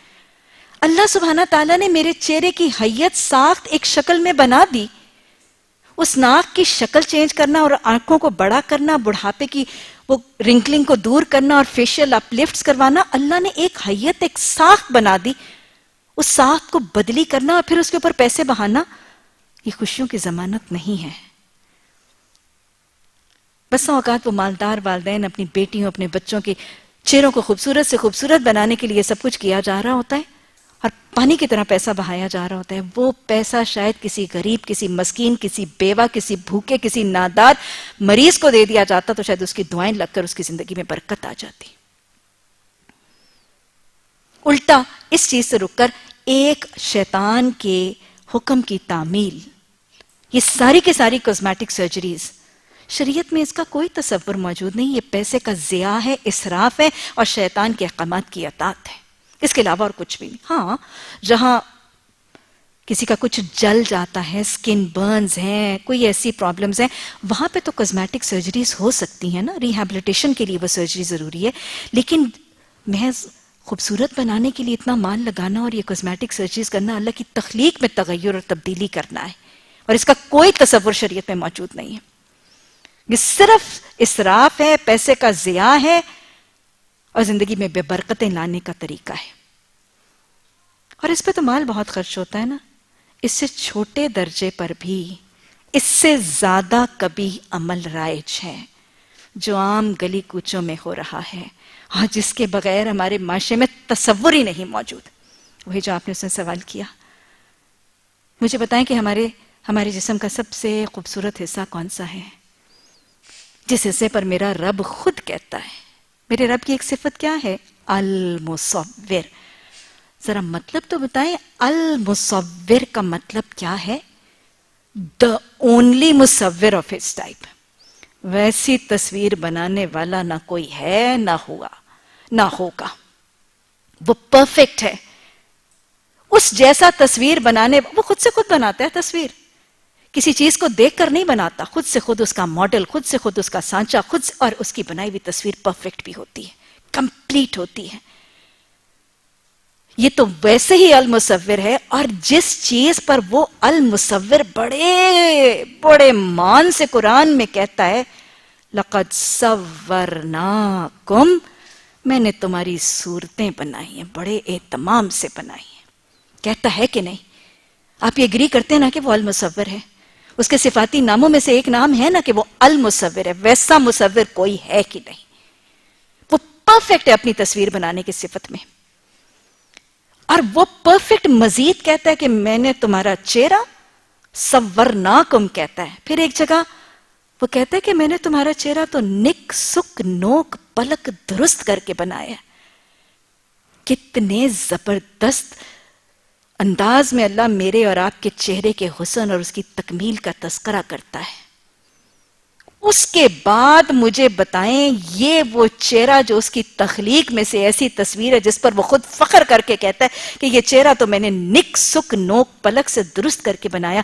مجھے بتائیں کہ اس چہرے کی کسی چیز کو چینج کرنا یا تبدیل کرنا کیا بدترین عمل نہیں ہوگا؟ کیا اس مصور کو سب سے زیادہ ناپسندیدہ عمل نہیں لگے گا؟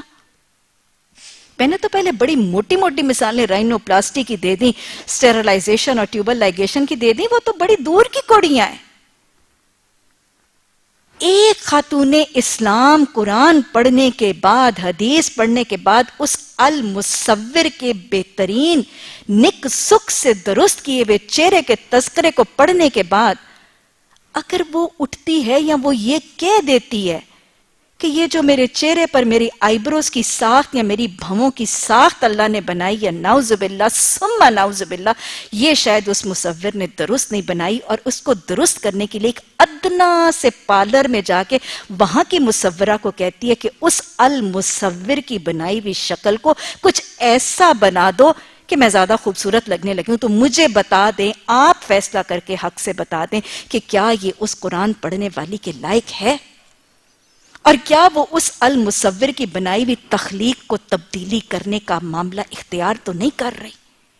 اللہ نے کہا کہ شیطان ہے کہ ان کے سروں پر کھڑا ہو جائے گا اور ان کو کہے گا فَلَا يُغَيِّرُنَّ خَلْقِ اللَّهِ، کہ میں کہوں گا کہ اللہ کی تخلیق کو بدل دو. اور اس تخلیق کو بدلنے کی راہ میں گلی کوچوں میں سب نکلے ہوئے. عام سے کسی ایک پارلر میں جا کے وہ کہنے والی بنیادی طور پر کہہ یہی رہی ہوتی ہے کہ مجھے اس مصور کی بنائی ہوئی نعوذ باللہ کی تصویر کا خاکہ پسند نہیں، اس کے رنگ اپنی مرضی سے بھر دو. تمہاری بنائی ہوئی تصویر نعوذ باللہ اس مصور کی بنائی ہوئی تصویر سے مجھے زیادہ خوبصورت کر دے گی، مجھے زیادہ قابل قبول کر دے گی، میں اپنے شوہر کو یا اپنے معاشرے کو زیادہ پسند آ جاؤں گی، یا میری بیٹی زیادہ پسند آ جائے گی اور اس کا رشتہ زیادہ اچھے گھر میں ہو جائے گا. مجھے بتائیں کیا یہ یہی رویہ نہیں ہے؟ بخاری شریف میں حضرت ابو ہریرہ رضی اللہ تعالی عنہ کے حوالے سے حدیث کے الفاظ موجود ہیں، صحیح حدیث کے الفاظ موجود ہیں کہ آپ صلی اللہ علیہ وسلم نے کچھ عمل کرنے والی عورتوں پر لعنت فرمائی. اور آپ کو پتہ ہے کہ لعنت کیا جانے والا عمل کبیرہ گناہ ہوتا ہے. لعنت کے الفاظ ہیں اس حدیث میں وہ عورتیں جو گودتی اور گدواتی ہیں. پہلے حدیث سن لیجئے پھر اس کے بعد میں کچھ حد تک وضاحت کر دوں گی. وہ عورتیں جو گودتی اور گدواتی ہیں، جو دانتوں کو گھسواتی ہیں، وہ عورتیں جو اپنے بالوں سے بال یعنی چوٹلا ملواتی ہیں، اور وہ عورتیں متنمسات جو نماست نامی ایک آلہ استعمال کرتی یا کرواتی. میں وضاحت کر دیتی ہوں، اتنی پریشان نہ ہو.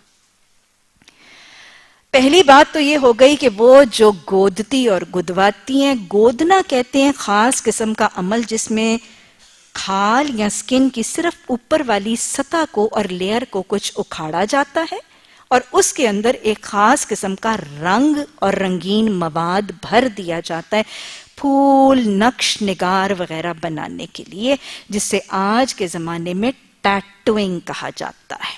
یہ جو ٹیٹو کلبز بڑی بڑی سڑکوں کے اوپر نصب بورڈ ہوئے ہوئے نظر آتے ہیں، یہ ٹیٹوز اور ٹیٹوئنگ کلبز.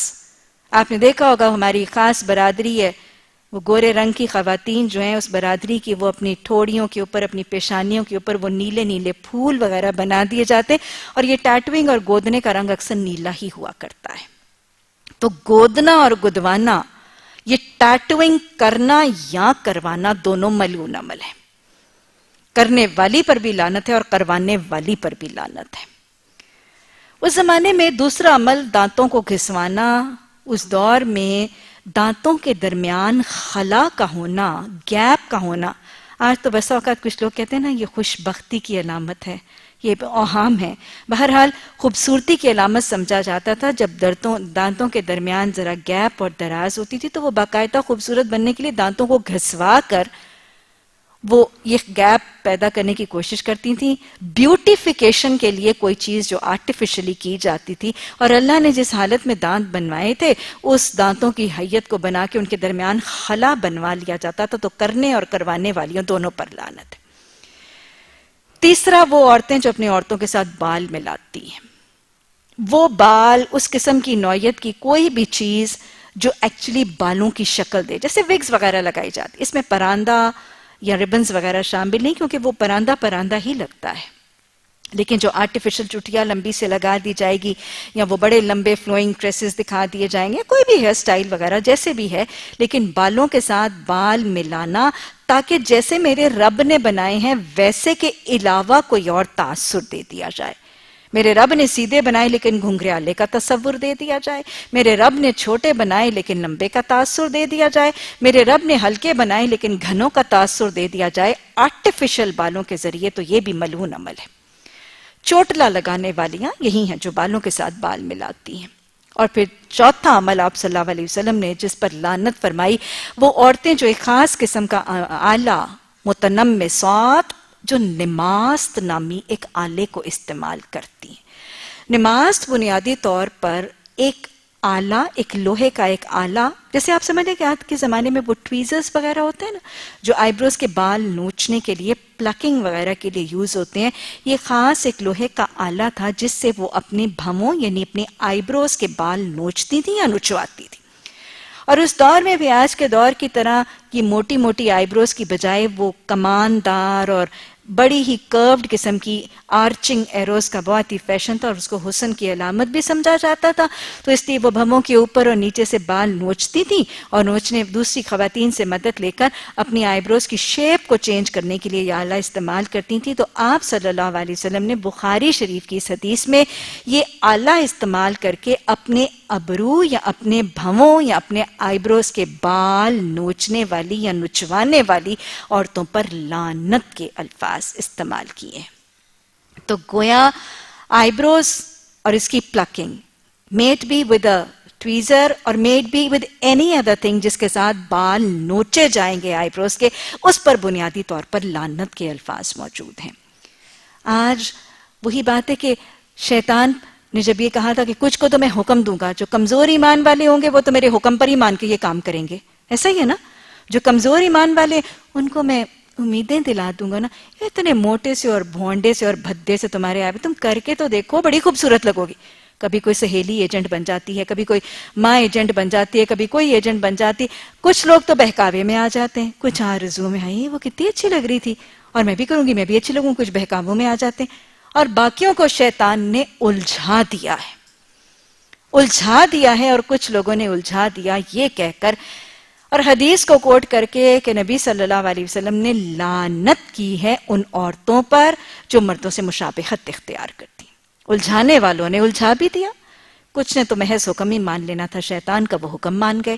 کچھ کو اس نے آرزویں اور امیدیں دلا کے اپنے ڈھب پر لے آیا، اور باقیوں کو وہ آج تک الجھائے ہوئے ہے، جو دونوں بھموں کے درمیان سے تو بہر کیف یا اوپر سے تو بہر کیف بال نوچنے کا طریقہ اس حدیث کا جواز بنا کر ضرور ہی اختیار کرتے ہیں. یہ ایک الجھن ہے جو شیطان کے آلہ کار پیدا کر چکے ہیں. کوئی جواز اس حدیث سے، بھموں پہ سے کہیں سے بھی بال نوچنے کا اس حدیث کا حوالہ دے کر لچک موجود نہیں ہے. حدیث کیا کوٹ کی جاتی ہے کہ اللہ کے رسول صلی اللہ علیہ وسلم نے لعنت کی ہے ان عورتوں پر جو مردوں کی مشابہت اختیار کرتی ہیں.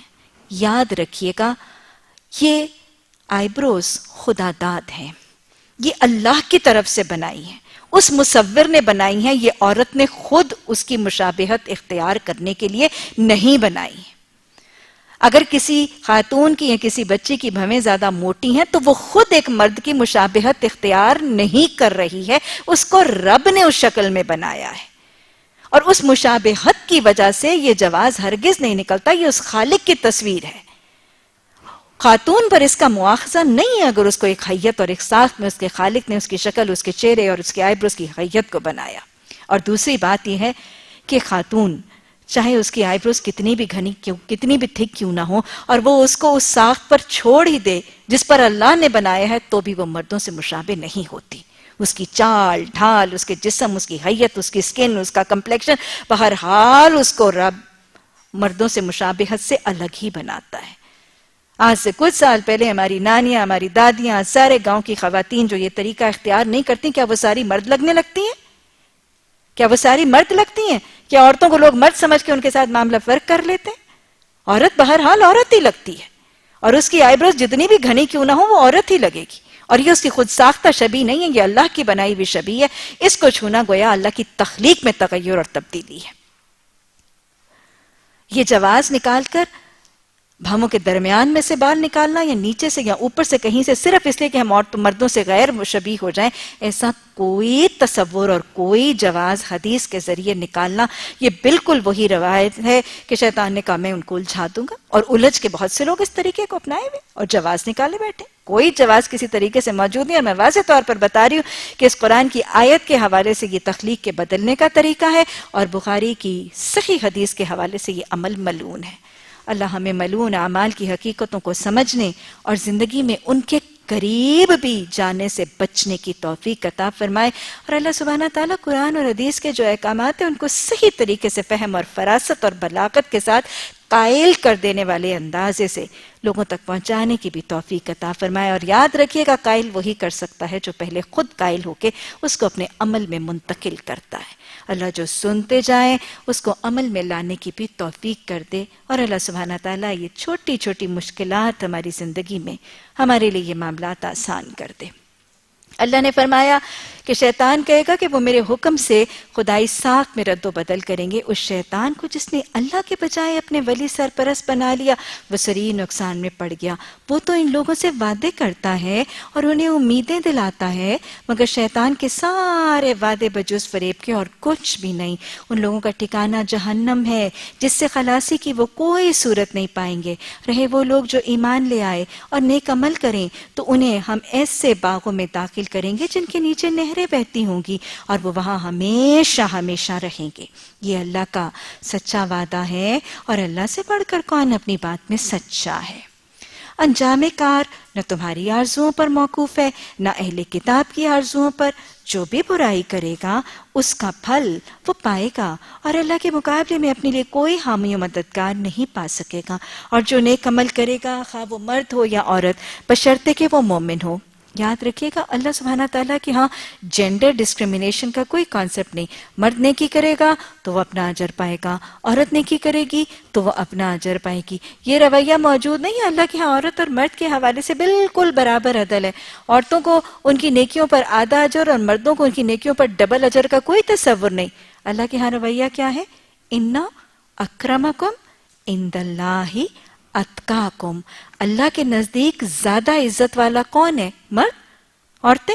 نہیں، مرد و زن میں سے جو زیادہ متقی اور پرہیزگار ہے، جو اللہ کی پہچان اور اللہ کا تقوی رکھنے والا ہے، وہ اللہ کے ہاں زیادہ عزت والا ہے۔ بشرطے کہ وہ مومن ہو تو ایسے ہی لوگ جنت میں داخل ہوں گے، اور ان کی ذرا برابر حق تلفی نہیں ہونے پائے گی۔ اس شخص سے بہتر اور کس کا طریقے زندگی ہو سکتا ہے جس نے آگے اللہ کے آگے سر تسلیم خم کر دیا۔ اللہ اسے سر جھکانے والا بنا دے۔ اللہ ہم سجدے میں رکوع میں تیرے آگے جھکتے ہیں، اللہ عملی زندگی میں اپنے آگے جھکنے والا خوش نصیب بھی بنا دے، اور اپنا رویہ ٹھیک نیک رکھا اور یکسو ہو کر ابراہیم علیہ السلام کے طریقے کی پیروی کی، اس ابراہیم علیہ السلام کے طریقے کی جسے اللہ نے اپنا دوست بنا لیا۔ اللہ کس کو دوست بناتا ہے پھر؟ اللہ کی ولایت، اللہ کی دوستی کس کو ملتی ہے؟ ہاں، جو اللہ کے آگے جھک جاتا ہے۔ اللہ کا جو جب جہاں جیسا حکم سنتا ہے، وہ مشکل لگے، اعصاب پر مشکل لگے، معاشی طور پر اس کا نقصان آنے کا امکان ہو، کوئی روحانی نقصان ہو، کوئی معاشرتی نقصان ہو، کوئی اس کی ریپوٹیشن، اس کی شہرت پر زد پڑتی ہو، لیکن جب وہ اللہ کے احکامات کو سنتا ہے، سر تسلیم خم کر لیتا ہے، اور پھر یکسو ہو کے اللہ کی اطاعت کرتا چلا جاتا ہے۔ مومن کون سا ہوتا ہے؟ وَلَا یخافون لومۃ لائم، اللہ کی اطاعت میں کسی ملامت کرنے والے کی ملامت کی پرواہ کیے بغیر اطاعت کرتا ہے۔ ایسے لوگوں کو اللہ اپنی ولایت اور اپنی دوستی عطا کرتا ہے۔ آسمان اور زمین میں جو کچھ ہے اس کا ہے، اور اللہ ہر چیز پر محیط ہے۔ لوگ تم سے عورتوں کے بارے میں معاملے میں فتویٰ پوچھتے ہیں، کہو اللہ تمہیں ان کے معاملے میں فتویٰ دیتا ہے اور ساتھ ہی وہ احکامات بھی یاد دلاتا ہے جو پہلے سے تم کو اس کتاب میں سنائے جا رہے ہیں۔ کون سے احکامات؟ جو بالکل سورہ نساء کے شروع میں یتیم بچوں کے حوالے سے دیے گئے، ان یتیم لڑکیوں کے معاملے میں جن کے تم حق ادا نہیں کرتے اور جن کے نکاح کرنے سے تم باز رہتے ہو، یا لالچ کی بنا پر یا خود ان سے نکاح کر لینا چاہتے ہو۔ یہ پیچھے بات ہم وضاحت سے کر چکے ہیں نا۔ اور وہ احکامات جو ان بچوں کے متعلق ہیں جو بیچارے کوئی زور نہیں رکھتے، کون سے احکامات ہیں؟ یتیم بچوں کے مال کے احکامات۔ اللہ تمہیں ہدایت کرتا ہے کہ یتیموں کے ساتھ انصاف پر قائم رکھو، اور جو بھلائی تم کرو گے وہ اللہ کے علم سے چھپی نہیں رہ جائے گی۔ جب کسی عورت کو اپنے شوہر سے بد سلوکی یا بے رخی کا خطرہ ہو، کس چیز کا خوف؟ اوپر پڑھیں آیت میں، وَإِنِ امْرَأَةٌ خَافَتْ مِن بَعْلِهَا نُشُوزًا أَوْ إِعْرَاضًا، اپنے شوہر سے نشوز، اس کو اپنے شوہر سے نشوز یا اعراض کا خوف ہو۔ گویا کیا حالت ہے؟ ایک بیوی ہے اور اس بیوی کو یہ ڈر ہے کہ اس کا شوہر اس سے دو معاملات روا کرے گا، ایک نشوز اور دوسرا اعراض۔ اعراض کا مطلب منہ موڑنا، اگنور کرنا، just not bothered about it, just ignoring، importance نہیں دے گا، منہ موڑے گا، توجہ نہیں دے گا، اہمیت نہیں دے گا، امپورٹنس نہیں دے گا۔ یہ اس کو ڈر ہے کہ میرا شوہر میرے ساتھ یہ معاملہ کرے گا۔ اور نشوز، اکڑ، گھمنڈ، ضد، سرکشی، حق تلفی، ظلم اور زیادتی پر جم ہی جانا۔ یہی تھا نا، پیچھے بھی ہم نے دیکھا تھا کہ مردوں کو کہا گیا تھا کہ اگر تم اپنی بیوی کے نشوز ہننا، ان کے نشوز سے ڈرو تو پھر تم کیا کرو؟ ان کو باز کرو، خوابگاہوں سے الگ رکھو اور پھر ان کو ہلکی ضرب مارو۔ تو یہاں پہ عورت کو کہا جا رہا ہے کہ اگر تم اپنے شوہر سے تمہیں یہ فکر ہے کہ وہ تمہاری حق تلفی کرے گا، تمہارے سے ظلم زیادتی کرے گا، تمہارے ساتھ کسی قسم کا جبر کرے گا، بدتمیزی، بد زبانی، بد سلوکی، بد اخلاقی کا طریقہ اختیار کرے گا، اور پھر ضد اور ڈٹائی سے اس حقوق کی کمی پر جمع ہی رہے گا، تو پھر تم کیا کرو؟ اللہ سبحانہ تعالیٰ نے بہت حکمت سے گھر بچانے کا طریقہ سکھایا ہے۔ اگر ایک عورت کو اپنے شوہر کی طرف سے ظلم، زیادتی، حق تلفی کا ڈر ہو اور وہ بدتمیزی، بد زبانی، گالی گلوچ، لان تان کر رہا ہے یا اس کے بنیادی حقوق نہیں دے رہا، مثلا اس کا نان نفقہ نہیں دے رہا یا اس کے ساتھ ظلم زیادتی کر رہا ہے، اس کو توجہ نہیں دے رہا، تو پھر کیا کرے؟ شریعت نے پیچھے ہی ہمیں بتایا، اللہ نے دونوں کو ازواج بنایا تھا، دونوں کو حقوق دیے تھے، اور شیطان اللہ سبحانہ تعالیٰ نے بتا دیا تھا کیا کرو؟ آپس میں اچھے طریقے سے گزران کرو۔ مسلمانوں اور مومنوں کا گھر کوئی لڑائی کا اکھاڑا یا کوئی کشتی کا اکھاڑا یا کوئی جنگ کا میدان نہیں ہوا کرتا۔ دونوں اپنے اپنے فرائض ادا کرتے ہیں اور اپنے حقوق کو اللہ سبحانہ تعالیٰ کے حوالے کر دیتے ہیں۔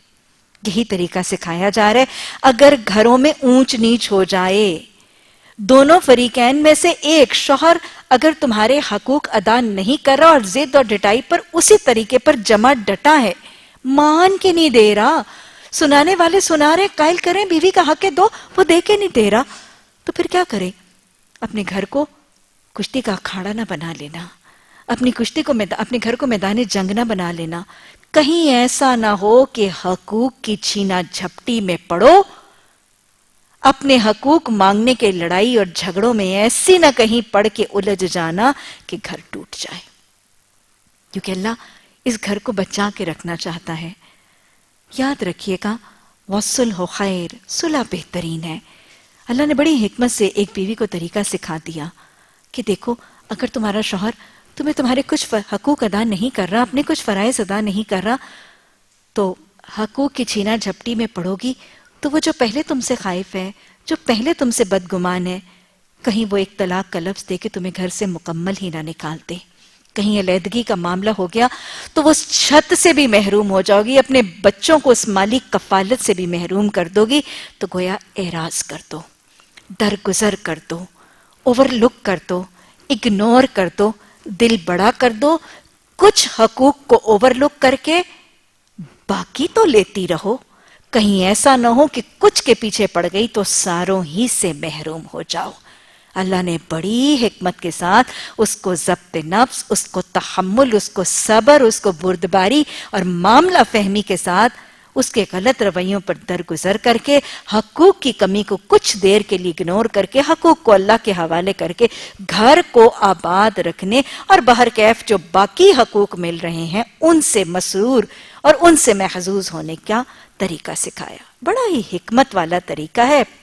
بیوی کو کہا گیا کہ کوئی اس کو بے رخی کا خطرہ ہو تو کوئی مذائقہ نہیں اگر میاں بیوی کچھ حقوق کی کمی بیشی پر آپس میں صلح کر لیں۔ آپ یاد رکھیے گا، یہ صرف خواتین کو نہیں کہا گیا، پیچھے مردوں کو بھی سکھایا گیا تھا، وَعَاشِرُهُنَّ بِالْمَعْرُوفِ۔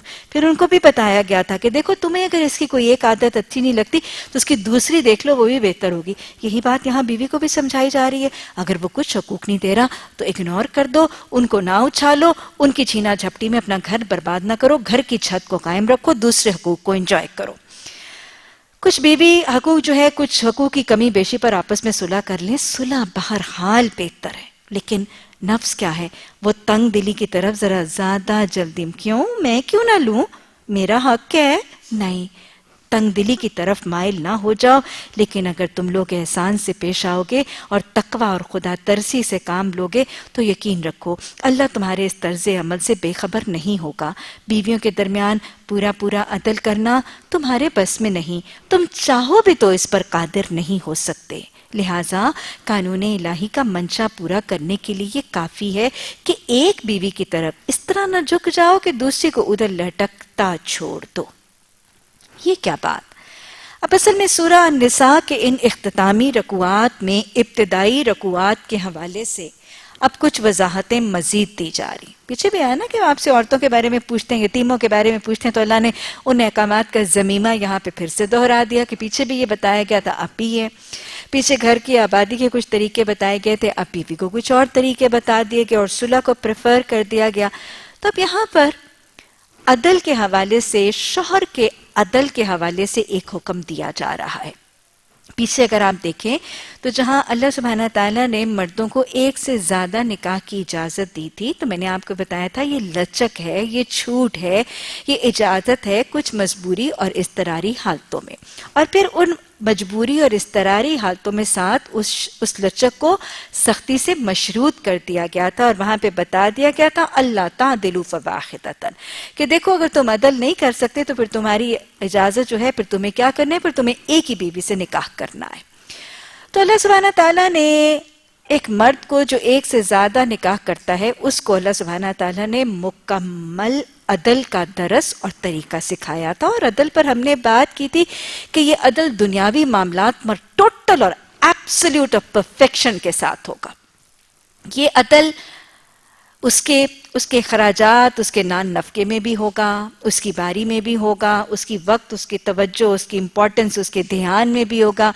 جو ایک بیوی کو کھلاتا پلاتا پہناتا ہے وہ دوسری کو بھی وہی کرے گا، جیسے گھر میں ایک کو رکھتا ہے ویسے ہی سوشل سٹینڈرڈ میں دوسری کو بھی رکھے گا، ایک کے بچے جہاں پڑھتے ہیں دوسری کے بھی وہیں پڑھیں گے، ایک کو جیسا گھماتا پھراتا ہے، ایک کے والدین اور میکے والوں کے ساتھ جیسا معاملہ کرتا ہے وہ دوسری کے ساتھ بھی ویسا ہی کرے گا، باری بھی بانٹ کے دے گا، توجہ اور دھیان اور ٹائم بھی بالکل بانٹ کے برابر دے گا۔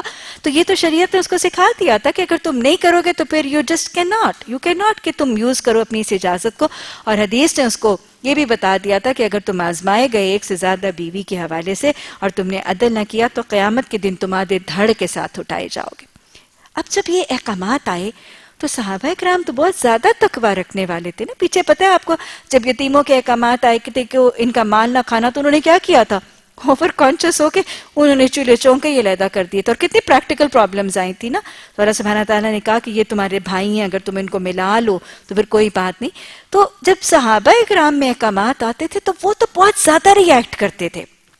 اب جب بیویوں کے درمیان عدل کا معاملہ آیا تو بہت زیادہ متقی اور بہت زیادہ ڈرنے لگے، اور انہوں نے کہا کہ یہ تو بہت ہی مشکل لگنے لگا ان کو عدل، اور ان کو لگنے لگا کہ ہمیں کبھی ایک بیوی کی طرف ہمارا رجحان زیادہ ہو جاتا ہے اور دوسری کی طرف کم ہوتا ہے، اور دلی لگاؤ ایک کی طرف زیادہ ہوتا ہے اور دوسری کی طرف دلی لگاؤ کم ہوتا ہے۔ تو اس تقویٰ کی کیفیت میں ان کو تسلی دینے کے لیے اللہ نے کہا کہ دیکھو دنیاوی معاملات میں تو تمہیں عدل کرنا لازم ہے، لیکن دل کے معاملات میں تم عدل کرنے پر قادر ہو ہی نہیں۔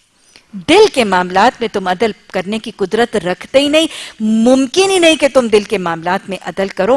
تو لہٰذا اگر دل کے میلان اور دل کے رجحان کی طرف تم میں عدل نہ ہو، اندر کے حالات میں اگر تمہارے درمیان عدل نہ ہو کہ تم دونوں کو ایک جتنی محبت نہ کر سکتے ہو، تم دونوں کے ساتھ ایک جیسی کیفیت دل میں نہ رکھ سکتے ہو، تو ایسے معاملے پہ پکڑ نہیں. ہاں، دل کے معاملات کا اظہار رویے سے نہیں ہوگا، باری یا نان نفقے سے نہیں ہوگا، ظاہرتاً معاملات میں عدل ہوگا، لیکن دل کی کیفیت میں تم پر پکڑ اور مواخذہ نہیں. اب میں آپ کو بتاؤں کہ یہ واقعتاً بات ایسی ہی ہے. دل کا رجحان کسی ایک کی طرف زیادہ ہونا یا ایک کا زیادہ محبوب اور دوسرے کا کم محبوب ہونا، یہ ایک فطری بات ہے. اور اس کا تعلق صرف اس مرد کی زیادتی کے ساتھ نہیں، خواتین کے مزاج کے ساتھ بھی ہوگا. آپ دیکھیں نا کہ بسا اوقات کیا ہوتا ہے، سب لوگ ایک جیسے مزاج کے تو نہیں ہوتے. ایک بیوی ہے، وہ بہت ہی شکر گزار سی ہے اور ہر چیز پر، ہر کام پر وہ مشکور ہو جاتی ہے اور وہ تھینکفل ہو جاتی ہے اور وہ بہت ہی اوبلائزڈ ہوتی ہے، اور دوسری بہت ہی ناشکری سی ہے. اب وہ دیکھیں، وہ ایک جیسے جوڑے دونوں کے لیے لایا ہے، اور وہ ایک جو ہے وہ آپ کتنا اچھا لائیں، اور وہ اکنالج کری اور وہ تعریف کری اور وہ گریٹفل ہو رہی، اور وہ دوسری نے اسے پڑھ رکھ کے مارا. یہ کوئی رنگ ہے پہننے والا؟ یہ کوئی کپڑا لانے والا؟ میں تو کبھی نہیں پہنی ایسی نکمی چیز. اب مجھے بتائیں، دونوں کے مزاج میں فرق ہے نا، اور یہ ہوتے ہیں فرق. ایک بہت ہی بد اخلاق ہے اور ایک بہت ہی حسن اخلاق والی ہے. اب ان دونوں کے جب مزاج میں اتنا فرق ہوگا تو قلبی رجحان میں فرق ہوگا. ایک کے ساتھ محبت اور ایک کے ساتھ دل کا رجحان فرق ہوگا. تو اللہ سبحانہ تعالیٰ نے یہی بات فرمائی کہ دیکھو، دنیاوی معاملات میں تو تمہیں عدل کرنا ہے، لیکن اپنے دل کے میلان اور دل کے رجحان پر تم ہیومنلی پاسبل ہی نہیں ہے، کیونکہ حالات، معاملات، واقعات فرق ہوں گے. تو دل میں اگر تمہاری کیفیت میں فرق ہے اور دل کے اندر اگر عدل نہیں ہے تو اس پر مواخذہ نہیں ہے. اور ویسے بھی اللہ نے ساتھ یہ بتا دیا کہ دیکھو، دل میں اگر فرق ہے نا، تو اس دل کے فرق اور محبت کی کیفیت کے فرق کی بنیاد پر ایک کی طرف اتنے نہ جھک جانا کہ دوسری کو لٹکتے ہوئے چھوڑ دینا. بڑا خوبصورت سے طریقے سے اللہ نے ہر کیٹیگری کو ٹچ کر دیا، اور ساتھ ہی فرمایا اگر تم اپنا طرز عمل درست رکھو گے اور اللہ سے ڈرتے رہو گے تو چشم پوشی کرنے والا اور رحم فرمانے والا ہے. لیکن اگر زوجین ایک دوسرے سے الگ ہی ہو جائیں، اب دیکھیں کہ بس اوقات ہزار کوشش کے باوجود نبھا ممکن نہیں ہوتا. ایسے ہوتا ہے نا، میاں بیوی کا مزاجی فرق ہے. دیکھیں، حضرت زینب اور حضرت زید بن حارثہ جیسا گھر ٹوٹ گیا تھا. تو بسا اوقات حالات واقعتاً ایسے ہو جاتے ہیں یا مزاجی واقعتاً اتنے زیادہ فرق ہوتے ہیں کہ آپس میں نبھا ممکن نہیں. اور ایسے حالات میں اگر ان دونوں کو جبرن باندھے رکھیں گے تو اسے کوئی بڑا کلیمٹی اور کرائسس ہونے کا امکان ہے.